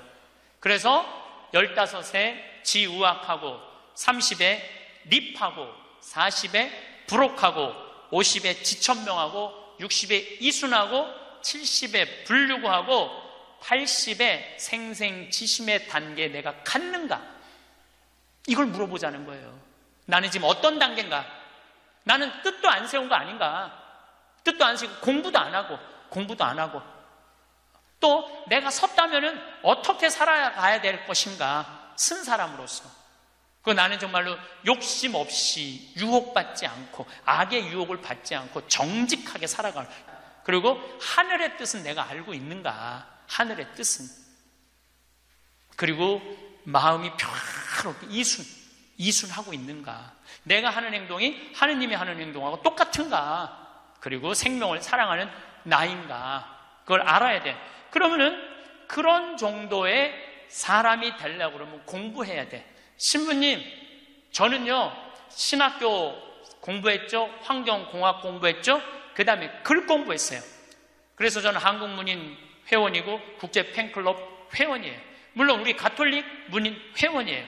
그래서 글 쓰는 공부 많이 했어요. 제가 잘났다는 게 아니고 끊임없이 공부하는 걸 게을리하면 안 돼요. 신부님은 팔자가 좋아갖고 대학 다니고 싶으면 대학 다니고, 대학원 다니고 싶으면 대학 다니고, 그 다음에 무슨 교수한테 글 배우고 싶으면 글 배우고. 신부님 팔자가 좋죠. 여러분들, 내가 팔자가 좋은 게 아니에요. 여러분들도 얼마든지 배울 수가 있어. 내가 지금 왜 이 핸드폰을 들고 왔다 갔다 하느냐면은 여기에 대학이 들어있어요. 여기 유튜브를 통해서 모든 교수들 강의를 다 들을 수 있어요. 주옥 같은 강의가 다 들어있어요. 역사를 배우고 싶으면 역사를 치면 나오고, 철학을 배우고 싶으면 철학을 나오고, 성서를 치면 성서가 나오고, 그냥 너무너무 많아. 여기 휴대폰에 이거 맨날 메시지하고 전화 받는 걸로 하지 말고, 신부님 이거 어떻게 찾아요? 손자들한테 해달라고 그래. 손자들한테 이렇게 얘기하세요. 그게 손자들 교육이에요. 얘야, 나 소크라테스 변론이라는 거 듣고 싶은데, 변론이라는 걸 듣고 싶은데 이거 좀 내가 누르면 바로 나오게 해줘라. 그럼 걔 그거 찾아서 걔도 공부해. 맨날 게임만 하다가 할머니가 이거 좀 깔아달라고 그러면 걔 기가 막히게 깔아줘요. 누르면 나와. 누르면 막 결국은 내가 서야 돼. 내가 깨우쳐야 돼. 배우고 익히니 이 또한 기쁘지 아니한가? 라는 우리 공자님 말씀대로 저는 여러분들이 공부했으면 좋겠어요.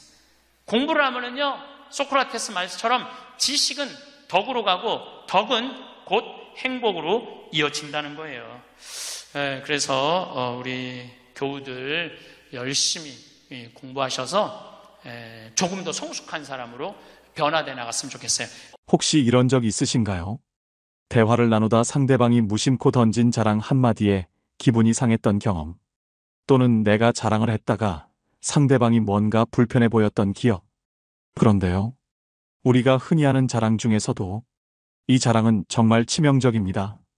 이 자랑이 입 밖으로 나오는 순간 관계는 무너지고 사람들은 등을 돌리게 되죠. 대체 이 자랑이 뭐길래 이렇게 위험한 걸까요? 그리고 왜 우리는 목에 칼이 들어와도 이 자랑만큼은 하지 말아야 할까요? 오늘 그 이유를 확실히 알려드리겠습니다. 이건 꼭 알고 넘어가셔야 해요. 자, 지금 바로 시작합니다. 첫 번째, 돈자랑 제발 하지 마세요. 진짜 없어 보입니다. 영수 씨는 모임에 들어오자마자 자신감 넘치는 목소리로 분위기를 장악했습니다. 나 이번에 사업 대박 났어. 이번 달 매출만 억 단위야. 요즘은 외제차 아니면 운전 못하겠더라. 그 친구들은 속으론 부담스럽다고 느끼면서도 와 대단하다며 맞장구를 쳤습니다. 시간이 흘러 저녁이 끝날 무렵 영수 씨가 당당하게 말했습니다. 오늘은 내가 살게. 이렇게 잘 버는 내가 이런 것쯤은 문제없지. 모두 환호했고 와 역시 영수. 그런데 정작 계산대 앞에서 영수 씨는 갑자기 핸드폰을 확인하더니 이렇게 말하며 자리를 떴습니다. 아, 갑자기 급한 일이 생겼다. 미안. 다음엔 내가 꼭 살게. 결국 남은 친구들이 각출해서 계산을 마쳤습니다. 모두 말은 안 했지만 속으로는 이런 생각이 들었습니다. 돈 자랑은 그렇게 하더니 정작 쓸 때는 안 보이네. 돈 자랑은 사람들에게 이렇게 들립니다. 내가 이렇게 잘났는데 너는 뭐 했어? 그 순간부터 대화는 공감 대신 거리감으로 바뀝니다. 돈 자랑은 당신이 얼마나 부자인지 보여주는 게 아니라 속이 얼마나 가벼운지 드러냅니다. 빈수레가 요란하다는 말. 딱 이런 상황을 두고 하는 말이죠. 결국 돈 자랑의 결과는 두 가지뿐입니다. 적을 만들거나 돈 빌려달라는 사람을 끌어들이거나, 둘 다 당신이 바라던 결과는 아닐 겁니다. 율곡 2인은 이렇게 말했습니다. 큰 분은 큰 덕이 되어야 한다. 그렇지 않으면 무거운 짐일 뿐이다. 돈은 자랑의 대상이 아니라 나눔과 배려를 통해 그 진짜 가치를 발휘합니다. 돈 자랑이 하고 싶다면 혀를 꽉 깨물고 참아보세요. 조용히 품위를 지킬 때 사람들은 당신 곁에 머물며 더 큰 신뢰를 보냅니다. 오늘은 말 대신 여러분의 진정한 가치를 행동으로 보여주세요. 그럴 때 여러분의 품격은 말없이 빛날 것입니다. 두 번째, 자식 자랑 제발 하지 마세요. 진짜 불편합니다. 점심 모임에서 수진 씨는 환한 얼굴로 아들 이야기를 꺼냈습니다. 우리 애가 이번에 대기업에 합격했어. 외국 대학 나와서 그런지 바로 스카우트 되더라고. 다른 엄마들은 겉으로는 와 대단하다며 웃었지만 분위기는 묘하게 가라앉았습니다. 특히 민정 씨는 말없이 고개만 끄덕이며 웃어 보였습니다. 그녀의 딸은 몇 년째 취업 준비 중이었기 때문이죠. 모임이 끝난 뒤 민정 씨는 조용히 혼잣말처럼 말했습니다. 저런 얘기 들으면 괜히 우리 애만 더 초라해 보이잖아. 자녀 자랑은 듣는 사람들에게 이렇게 들릴 수 있습니다. 우리 애는 이렇게 잘 나가는데 내 애는 뭐 하고 있니? 내겐 기쁜 일이 누군가에겐 비교와 열등감을 불러오는 무기가 될 수 있습니다. 특히 자녀에 대한 자랑은 부모의 자부심을 넘어 듣는 사람의 상황과 감정을 무시하는 결과를 낳기도 합니다. 공감이 없는 자랑은 결국 관계를 무너뜨리는 독이 될 뿐입니다. 율곡 2인은 이렇게 말했습니다. 자신의 자랑은 잠시 내려놓고 타인의 마음을 먼저 살펴라. 그것이 품격이다. 자녀 자랑은 나를 돋보이게 할 수 있을지 몰라도 사람의 마음을 배려하지 않는다면 진짜 품위는 사라지고 맙니다.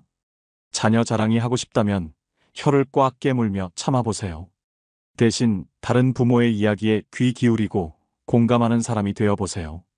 진정한 품격은 자랑에서 나오는 것이 아니라 따뜻한 공감과 배려 속에서 빛납니다.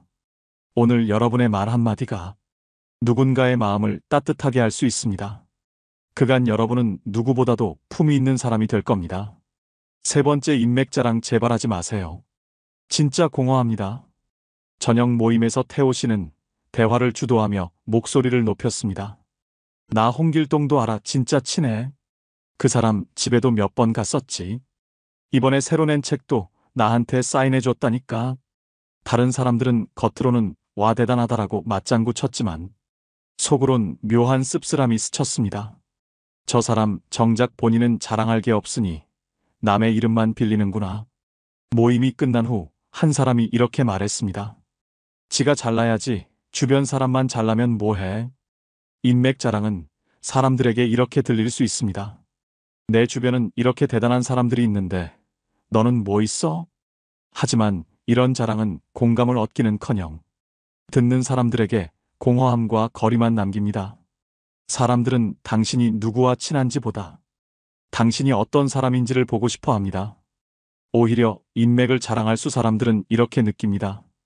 저 사람은 자신의 힘으로 빛날 자신이 없으니 다른 사람의 이름 뒤에 숨는구나. 진짜 관계는 자랑하지 않아도 자연스럽게 드러납니다. 진정으로 가치 있는 사람은 인맥이 아니라 자신의 행동과 진심으로 사람들의 마음을 얻습니다. 율곡 2인은 말했습니다. 타인의 빛을 빌려 자신을 꾸미는 이는 결국 그림자에 갇힌다. 진짜 빛나는 사람은 주변의 인맥이 아니라 자신의 노력과 태도로 인정받는 사람입니다. 인맥 자랑이 하고 싶다면 혀를 꽉 깨물며 참아보세요. 대신 여러분의 장점과 성과로 대화를 채워보세요. 진정한 품격은 타인의 이름이 아닌 자신의 행동과 진심 속에서 빛납니다. 네 번째, 건강 자랑입니다. 77세 김금자 씨는 말합니다. 친구가 건강 자랑을 할 때마다 제 마음이 무너졌어요. 얼마 전 무릎 수술을 했다는 말도 못 꺼내고 결국 우울증 약을 먹기 시작했습니다. 친구들 모임에 나가는 것조차 두려워졌어요. 건강에 어려움을 겪고 있는 사람들은 건강 자랑을 들을 때 더 큰 상실감을 느낍니다. 모임에서 시작된 일이었어요. 한 분이 나는 하루만 보는 기본이야 하면 다른 분이 난 이틀에 한 번씩 등산가 하면서 경쟁이 시작됐죠. 그러다 결국 83세 박경호님은 눈시울을 붉히며 말씀하셨습니다. 우리 친구가 그러다 쓰러졌어요. 무리하게 운동하다가 자존심 때문에 힘들다는 말도 못하고 지금은 병원 신세를 지고 있어요. 노년기 건강 자랑이 위험한 이유는 이관계 단절을 넘어 실제 건강을 해칠 수 있기 때문입니다. 대한 노인이 학회 조사에 따르면 65세 이상 노인의 운동 관련 사고 중 42% 자존심 때문에 무리한 운동을 하다 발생했다고 합니다. 또한 국민건강보험공단의 최근 통계에 따르면 노년층 우울증 환자의 35%가 건강 비교로 인한 상실감을 경험한다고 하는데요. 그렇다면 이런 자랑의 유혹을 어떻게 이겨내야 할까요? 해답은 바로 겸손에 있습니다. 여기서 중요한 것은 겸손이 결코 자신의 가치를 낮추는 것이 아니라는 점입니다. 진정한 겸손이란 자신의 행복은 조용히 간직하면서 타인을 배려하고 존중하는 마음가짐입니다. 5번째, 과거의 성과 자랑입니다. 나이가 들면서 가장 피해야 할 자랑은 과거의 영광입니다. 과거 잘 나갔던 이야기에 대해 끊임없이 회상하는 것은 다른 사람들을 불편하게 만들 수 있으며 겸손함이 부족한 것으로 인식될 수도 있습니다. 은퇴한 심리 상담사 72세 안희수님은 이렇게 말합니다. 젊은 시절의 성공 이야기는 마치 마약과 같아요. 잠깐의 즐거움을 주지만 결국 현재의 자신을 초라하게 만듭니다. 제가 상담했던 분 중에는 과거 국가대표 출신이었는데 매일 그 시절 이야기만 하셨어요. 그러다 우울증이 왔죠. 현재의 삶에서는 만족을 찾지 못하시는 거예요. 과거의 영광이 오히려 현재 행복을 가로막은 거죠. 서울대학교 노년학과 연구팀은 최근 충격적인 보고서를 발표했습니다. 과거 성과 자랑을 주로 하는 노인일수록 우울증 발병률이 3배 높다는 내용이었습니다. 더 놀라운 것은 그들의 80%가 대인관계에서 고립을 경험한다는 점입니다. 이처럼 과거의 영광을 말하면서 다른 사람의 감정을 상하게 하는 실수도 해 그런 모습도 싫어지게 하는 요인입니다. 이런 모습은 결국 남들로부터 거리를 두게 만들며 사회적 관계에도 악영향을 미칠 수 있습니다. 그러나 나이 들수록 과거의 영광을 자주 이야기하는 것은 현재의 자신이 과거만큼 좋지 않다는 방증으로 여겨지기도 합니다. 과거에 멈춰 있는 사람이란 인식을 주며 미래로 나아가지 못하게 막을 수 있습니다. 자신을 초라하게 만들 수 있습니다. 나이 들면서 만나는 많은 모임이 싫어지는 이유 중 대표적인 것이 만나면 했던 말을 반복한다는 것입니다. 그것이 바로 과거 이야기입니다. 과거를 추억하며 이야기를 반복하니 다른 사람들도 지겹고 미래를 말하지 않고 웅크리는 모습에 다른 사람까지 우울한 기분이 전파되어 싫어지게 되는 것입니다. 나이가 들어감에 따라 과거의 영광이나 업적을 자랑하는 것은 미숙함과 불안의 표시로 보일 수 있음을 기억해야 합니다. 반면 과거의 영광을 이야기하는 것이 성숙한 태도로 인식되기 위해서는 자신의 경험과 성취를 타인에게 공유하면서도 현재의 삶을 존중하는 태도가 중요합니다. 더불어 자신의 과거의 경험을 토대로 새로운 가능성과 목표를 제시하면서 타인과 함께 공감하고 나누는 태도가 성숙한 태도로 인식될 수 있습니다. 과거의 경험을 다른 사람들을 돕기 위해 어떻게 사용할 수 있는지에 초점을 맞추는 것도 좋습니다. 자랑은 우리 모두가 갖고 있는 자연스러운 본능입니다. 하지만 어떤 자랑은 과거에는 자부심의 원천이었지만 나이가 들면서 창피함의 원천이 될 수 있습니다. 타인의 시기와 질투를 부를 수 있고 더 나아가 적으로 만들 위험이 있습니다. 특히 어떤 자랑은 나이 들수록 오히려 불안과 미성숙으로 보이게 만드는 경향이 짙습니다. 나이가 들수록 돈, 자녀, 인맥, 과거의 영광 등을 자랑하는 것은 그렇게 자랑할 일이 아님을 기억해야 합니다. 과거에 연연하지 않고 현재에 집중하며 미래를 내다보는 자세가 중요합니다.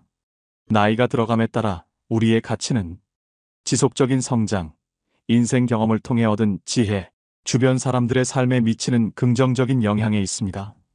겸손하고 열린 마음으로 삶에 접근하면 이 5가지 영역에 대한 자랑을 피하고 다른 사람들과 의미 있는 관계를 구축하는 데 집중할 수 있습니다. 이러한 태도를 통해 우리는 다른 사람들로부터 계속 배우고 시야를 넓히며 커뮤니티에도 긍정적으로 기여할 수 있을 것입니다. 자신이 누리고 있는 것에 대해 감사하고 겸손한 태도를 유지하는 것이야말로 진정한 성숙함을 보여주는 길입니다. 자랑보다는 나눔과 배려의 가치를 중요하게 여기는 삶이 더 많은 사람들에게 긍정적인 영향을 미칠 것입니다. 제일 날카로운 칼은 인간의 혀라는 말이 있습니다. 모든 화는 입으로부터 나옵니다. 그래서 입을 잘 지켜야 합니다. 그 날카로운 칼이 결국은 본인을 향해 겨눕니다. 그 화가 자기에게 돌아온다는 것이죠. 내 마음을 잘 다스려 마음의 문인 입을 잘 다스려야 합니다. 앵무새가 아무리 말을 잘한다 하더라도 자기 소리는 한마디도 할 줄 모릅니다. 사람이 아무리 훌륭한 말을 잘한다 하더라도 하지 말아야 할 말을 남발한다면 앵무새와 그 무엇이 다를까요? 살다 보면 많은 사람과의 인연을 맺고 삽니다. 사람을 만나서도 좋은 인간관계로 발전하려면 하지 말아야 될 말을 하지 않는 지혜가 중요합니다. 오늘은 말에 관한 법륜 스님의 지혜로 마음의 풍요로움을 얻으시길 소망합니다. 이 영상을 끝까지 시청해 주시고 주변의 소중한 분들에게도 공유하시면 더 많은 분들이 지혜를 얻으실 수 있습니다. 나의 사생활을 필요 이상으로 말하지 마세요. 사람을 만나면 벙어리가 되세요. 슬픔을 나누면 약점이 되고 기쁨을 나누면 시기가 됩니다. 입 밖으로 꺼내는 순간 인생이 망하는 10가지 말이 있습니다. 첫 번째, 내 과거를 남들에게 말하지 마라. 말은 한 번 뱉으면 주워 담을 수 없다. 내가 한 번 내뱉은 말은 더 이상 비밀이 될 수 없다. 한 이불을 같이 쓰는 배우자에게도 과거의 비밀은 지켜야 한다. 나중에 관계가 안 좋아지면 내 비밀이 치부가 되고 발목이 잡힌다. 하물며 타인이야 말해 무엇하겠는가. 아직도 과거의 상처가 힘들고 아픈가. 그때 했던 선택이 후회되는가. 그만큼 마음 아프게 후회했으면 이제 그만 보내줄 때가 되었다. 그러니 괜히 다른 사람들에게 나의 아픈 과거를 말하지 마라. 물론 과거의 경험을 토대로 행복한 미래를 위해 노력하고 나아가는 건 중요하다. 지난날의 실수를 다시는 반복하지 않도록 더 좋은 방법을 찾는 것도 중요하다. 우리는 과거의 실수로부터 배워 삶을 더 의미 있고 풍요롭게 만들 수 있다. 그 과정에서 시행착오가 있더라도 이것이 우리 인간이 성장하는 방법이다. 그러니 아무리 절친한 친구나 배우자에게도 내 과거사를 절대로 말하지 마라. 겉으로는 진실되어 보이는 사람이어도 내 과거의 불행이 상대방에게는 위안이 될 수 있다. 그들에게 말거리를 주지 마라. 두 번째, 다른 사람에게 나의 치부를 쉽게 말하지 마라. 씁쓸하고 잔인하게도 인간은 타인의 약점을 통해 위안을 얻고 자신도 모르는 새에 은근히 즐긴다. 친할 때는 간이고 쓸개고 모두 다 줄 것처럼 하다가도 조금만 서운하면 쉽게 돌아서는 것이 갈대보다 잘 흔들리는 인간의 마음이다. 당장 처음에는 위로받을 수 있을지 몰라도 나중에는 그게 나의 약점이 된다. 아픈 손가락을 먼저 나서서 드러내는 순간 모두가 그곳을 찌를 것이다. 아프다고 하소연하는 버릇을 버려라. 아기는 늘 약한 곳을 노리며 아픈 곳만 찾아 돌아다닌다. 때문에 신중한 사람은 결코 자신의 상처를 쉽게 드러내지 않으며 개인적인 불행을 여기저기 발설하지도 않는다. 때로는 운명조차도 당신의 가장 아픈 상처를 찔러대며 즐거움을 느낀다. 그러니 아픈 것도 기쁜 것도 쉽게 드러내지 마라. 사람은 완벽하지 않아서 내 치부를 아는 사람이 말실수라도 하게 되면 그때는 더 이상 돌이킬 수가 없게 된다. 제발 부탁이지만 내가 한번 내뱉은 말은 더 이상 비밀이 될 수 없음을 기억해라. 내 입을 벗어난 비밀에는 살이 붙기 시작한다. 말은 한 사람의 입에서 나와서 1000사람의 귀로 들어간다. 질병은 입을 쫓아 들어가고 화근은 입을 쫓아 나온다. 다른 사람에게 내 치부를 드러내기 전에 항상 신중하게 생각해라. 어쩔 수 없이 치부를 얘기해야 할 때도 결코 전부를 드러낼 필요는 없다. 내 사생활을 모두 털어놓으면 순간은 후련해도 나중에는 꼭 후회한다. 세 번째, 나의 돈에 대해 자랑하지 마라. 얻는 게 있으면 잃는 게 있다. 인간은 다른 이가 나보다 더 많은 것을 가졌다는 이유만으로도 상처받는 존재다. 돈이 있다고 이야기하는 순간 시기 질투하는 친구들이 생긴다.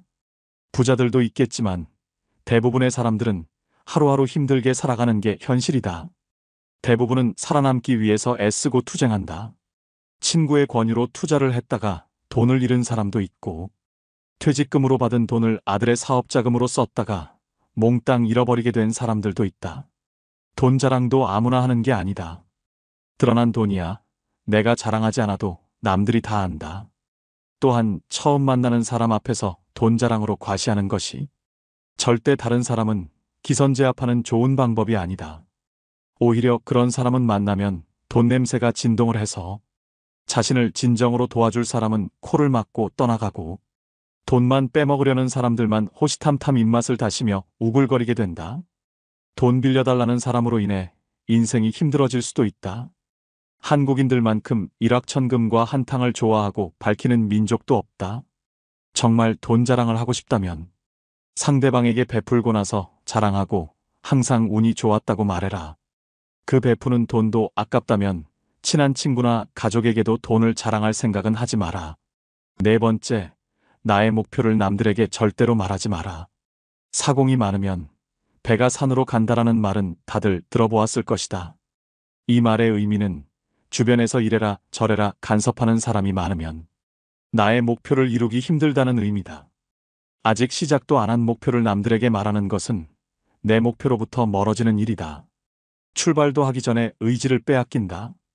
결국 목표를 만들고 성취하는 것은 자신에게 달려 있어. 목표를 향해 어느 정도 진전을 이룰 때까지 혼자 알고 있어라. 그것을 공유하지 않으므로 목표를 달성할 가능성이 커진다. 타인의 조언이 오히려 혼란만 일으킨다. 내 목표를 입 밖으로 꺼내면 낱말하기 좋아하는 사람들이 목표를 방해하기 십상이다. 또 어차피 서로 다른 삶을 살아왔기 때문에 상대방의 충고는 도움이 되기는커녕 장애물이 될 수 있다. 우직한 마음으로 묵묵히 혼자서 목표를 향해 나아가라. 자신감 있게 스스로의 판단을 신뢰하고 믿어라. 만나는 사람마다 내 목표를 말하고 다니면 금방 포기하게 된다. 특히 큰 목표일수록 더더욱 남에게 말하지 말아라. 분명한 것은 인생 항로를 명확하게 정했다면 그 목표가 지향하는 곳을 향해 거침없이 나아가야 한다는 것이다. 그 과정에서 가장 중요한 것은 스스로의 의지뿐이다.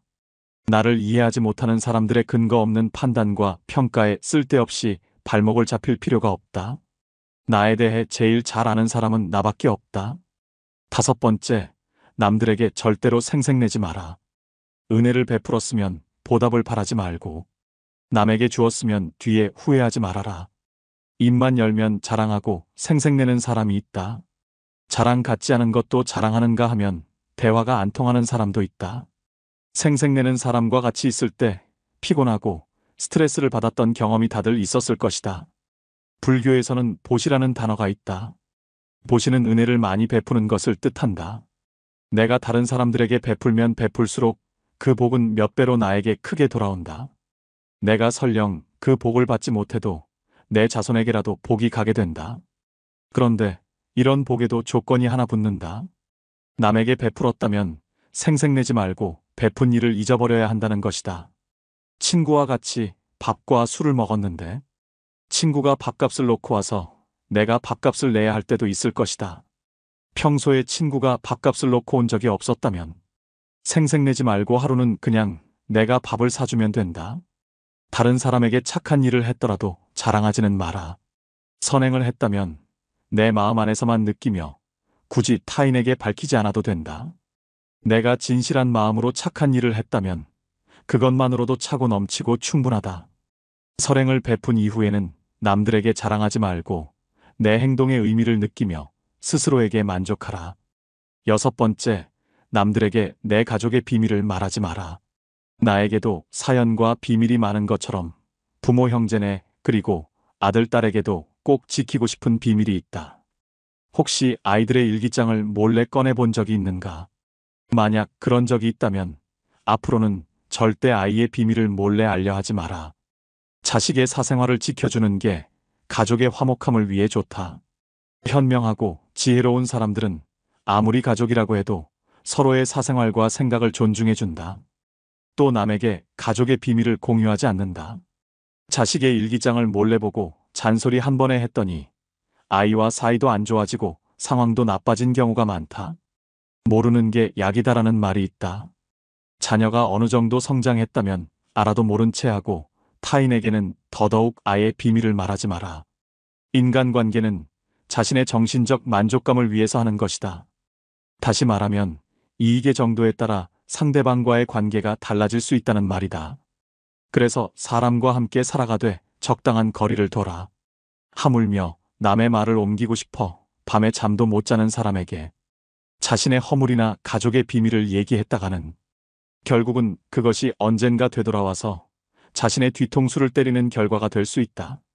때문에 가족 간에 소중한 비밀이 있다면 절대 다른 사람에게 말하지 않도록 가족과 서로 약속하고 그 약속을 지켜나가라. 7번째, 나의 치명적인 약점은 절대로 말하지 마라. 주변 사람 10명에게 나의 깊은 약점을 이야기하면 앞에서는 모두 위로해주는 것처럼 보인다. 하지만 그중 8명은 뒤돌아서면 내 아픔을 이용해 본인들의 행복을 쟁취한다. 나의 치명적인 약점을 이야기하면 그 사람에겐 내 삶을 담보 잡히는 것이나 마찬가지다.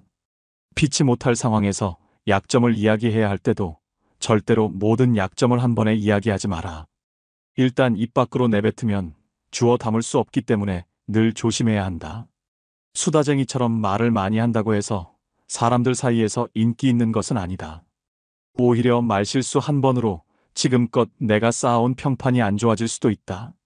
타인의 약점을 통해 위안을 얻고 즐기는 게 인간이다. 다른 누군가와의 대화와 위로를 통해 약점을 극복하려 하지 마라. 정말 치명적인 약점은 혼자의 노력으로 밖에 극복 불가능하다. 우정이 깊지 않은 사람과 깊은 대화를 나누지 말라. 내가 이 말을 해도 적절한가? 내가 후회하지 않을 것인가 하고 한 번 더 생각하라. 들려주어도 괜찮은 말이 있고 감추는 것이 더 나은 이야기도 있다. 상대에게 말을 해야 할지 말아야 할지 판단이 서지 않을 때는 먼저 상대를 주의 깊게 살펴보면서 그 사람의 인격에 대한 확신이 설 때까지 기다려라. 그러면 말해도 좋을지 비밀로 해야 할지가 분명해지기 마련이다. 8번째, 나만의 철학을 남들에게 이야기하지 마라. 모든 사람은 각자만의 신념과 철학을 가지고 있다. 100명에게 물어보면 100명 모두 다른 가치관을 가지고 있다. 내 신념이 나에게는 아무리 좋다 할지라도 다른 사람의 시각에선 이해할 수 없는 것일 수도 있다. 우리는 종종 자신의 경험과 가치관을 타인에게 적용하려는 경향이 있다. 이런 태도는 사람들이 본인과 비슷하게 생각하고 행동할 것이라는 착각에서 비롯된다. 나이가 들수록 사람들은 자신의 경험과 지식을 통해 억측에 의존하려는 경향이 있다. 하지만 이것은 갈등과 신뢰의 파괴를 초래한다. 따라서 나이가 들수록 내 철학을 남에게 강요하거나 설득하려 하지 마라. 사람은 쉽게 바뀌지 않는다. 내 마음 내 습관 하나 바꾸기 어려운데 남들이 내 뜻대로 바뀌기를 기대해서는 안 된다. 특히 부모님들께 부탁을 드리고 싶다. 자식 문제에 있어 부모의 생각을 강요하지 마라. 중학교 2학년을 지나온 부모님들은 자녀들이 부모님의 말에 정확히 반대로 행동하고 때로는 반항한다는 사실을 알고 있을 것이다. 강요해서 잘 풀리는 일이란 없다. 자녀를 위해 최선을 다하되 스스로의 철학은 혼자서만 소신 있게 지키는 게 좋다. 9번째, 친구의 비밀을 알게 되어도 또 다른 친구에게 말을 옮기지 마라. 나를 믿는 친구가 본인의 비밀을 알려주어도 절대로 또 다른 누군가에게 그 말을 옮기지 마라. 다른 사람들과 누군가에 대한 뒷담화를 같이 하게 되면 그 순간에는 그들과 유대감을 형성하고 있다고 느낄지라도 결정적인 순간에는 결국 서로를 의심하고 불신하게 된다. 친구의 단점과 허물을 쉽게 말하지 않는다. 친구의 비밀은 내 마음속에 있는 판도라의 상자 깊은 곳에 넣고 잊어버려라. 내 친구를 진정한 친구라고 생각한다면 제발 나라도 그 비밀을 지켜줘야 한다. 가벼운 내 입 때문에 소중한 친구를 잃게 된다면 그보다 슬프고 억울한 일은 없다. 입장을 바꿔 내가 절친한 친구 한 명에게만 약점을 털어놨는데 시간이 지나 모두가 내 약점을 안다고 생각해보자. 절친과의 신뢰와 우정이 깨질 뿐만 아니라 배신당했다는 생각에 밤잠을 설칠 것이다. 10번째, 나의 재능을 남들에게 섣불리 말하지 마라. 은퇴를 하고 연금을 받는 사람 중에 자신만의 능력으로 남들을 도와주며 마음이 풍요로운 노후를 보내는 분도 있다. 이들은 참으로 멋진 분들이다. 하지만 어떤 분야에서 특별한 재능이 있다고 굳이 떠벌리고 다닐 필요는 없다. 시기 질투가 많은 사람들에게는 오히려 나의 선의와 선행이 안 좋게 보일 수도 있다. 힘든 상황에 있는 사람을 발견한다면 많은 말 대신에 그냥 조용히 가서 도와주는 것이 좋다. 작은 능력이라도 꼭 필요한 사람에게 도움을 주면 상대는 크게 감동할 것이다. 정말 필요한 사람에게 도움을 주었기 때문에 시기 질투를 받을 일도 없다. 이에 더해 내가 뿌듯함을 느끼게 되는 것은 말할 필요도 없다. 재능으로 남들에게 기꺼이 도움을 주었다면 다른 사람들에게 알리고 다니지 마라. 겸손한 마음가짐으로 잊어버려라. 재능을 말하고 다니면 안 되는 한 가지 이유가 더 있다. 내 능력을 사람들에게 말하곤 다니면 주위에 시간을 내달라는 사람이 많아진다. 이제 우리는 청년이 아니기 때문에 늙은 몸을 아껴가며 사용하는 것이 내 자식들에게 도움이 된다는 사실을 잊지 마라. 이제는 우리 아이들에게 재산이나 건물을 물려주는 것보다 내가 건강하게 노후를 보내는 것이 오히려 돕는 길이다. 그러니 몸을 아껴서 건강한 삶을 유지하면서도 주변 사람들을 도울 수 있는 방법을 생각해 봐야 한다. 오늘 지혜의 말씀 어떠셨나요? 현명한 인간관계를 위해 10가지의 말을 입 밖에 내지 않아야 합니다. 첫 번째, 내 과거를 남들에게 말하지 마라. 두 번째, 다른 사람에게 나의 치부를 쉽게 말하지 마라. 세 번째, 나의 돈에 대해 자랑하지 마라. 네 번째, 나의 목표를 남들에게 절대로 말하지 마라. 다섯 번째, 남들에게 절대로 생색내지 마라. 여섯 번째, 남들에게 내 가족의 비밀을 말하지 마라. 일곱 번째, 나의 치명적인 약점은 절대로 말하지 마라. 여덟 번째, 나만의 철학을 남들에게 이야기하지 마라. 아홉 번째, 친구의 비밀을 알게 되어도 또 다른 친구에게 말을 옮기지 마라. 열 번째, 나의 재능을 남들에게 섣불리 말하지 마라. 오늘의 지혜가 인생의 길잡이로서 여러분들의 마음속에 걸음이 되고 미랄이 되어 알찬 수확을 올릴 수 있었으면 좋겠습니다. 이 인생의 후반기에 접어들었다면 품격 있는 사람들의 습관을 배우고 실천해서 남은 인생을 아름답고 우아하게 살아가시길 바랍니다. 단순히 알고 있는 것과 그것을 실제 삶에 적용시키는 것은 전혀 별개의 문제입니다. 이 영상을 반복해서 들으시거나 주위의 소중한 분들에게 공유하셔서 완전히 내 것으로 만들어 보시는 것은 어떨까요? 어떨까요? 어떨까요? 어떨까요? 어떨까요? 어떨까요? 어떨까요? 어떨까요? 어떨까요? 어떨까요? 어떨까요? 어떨까요?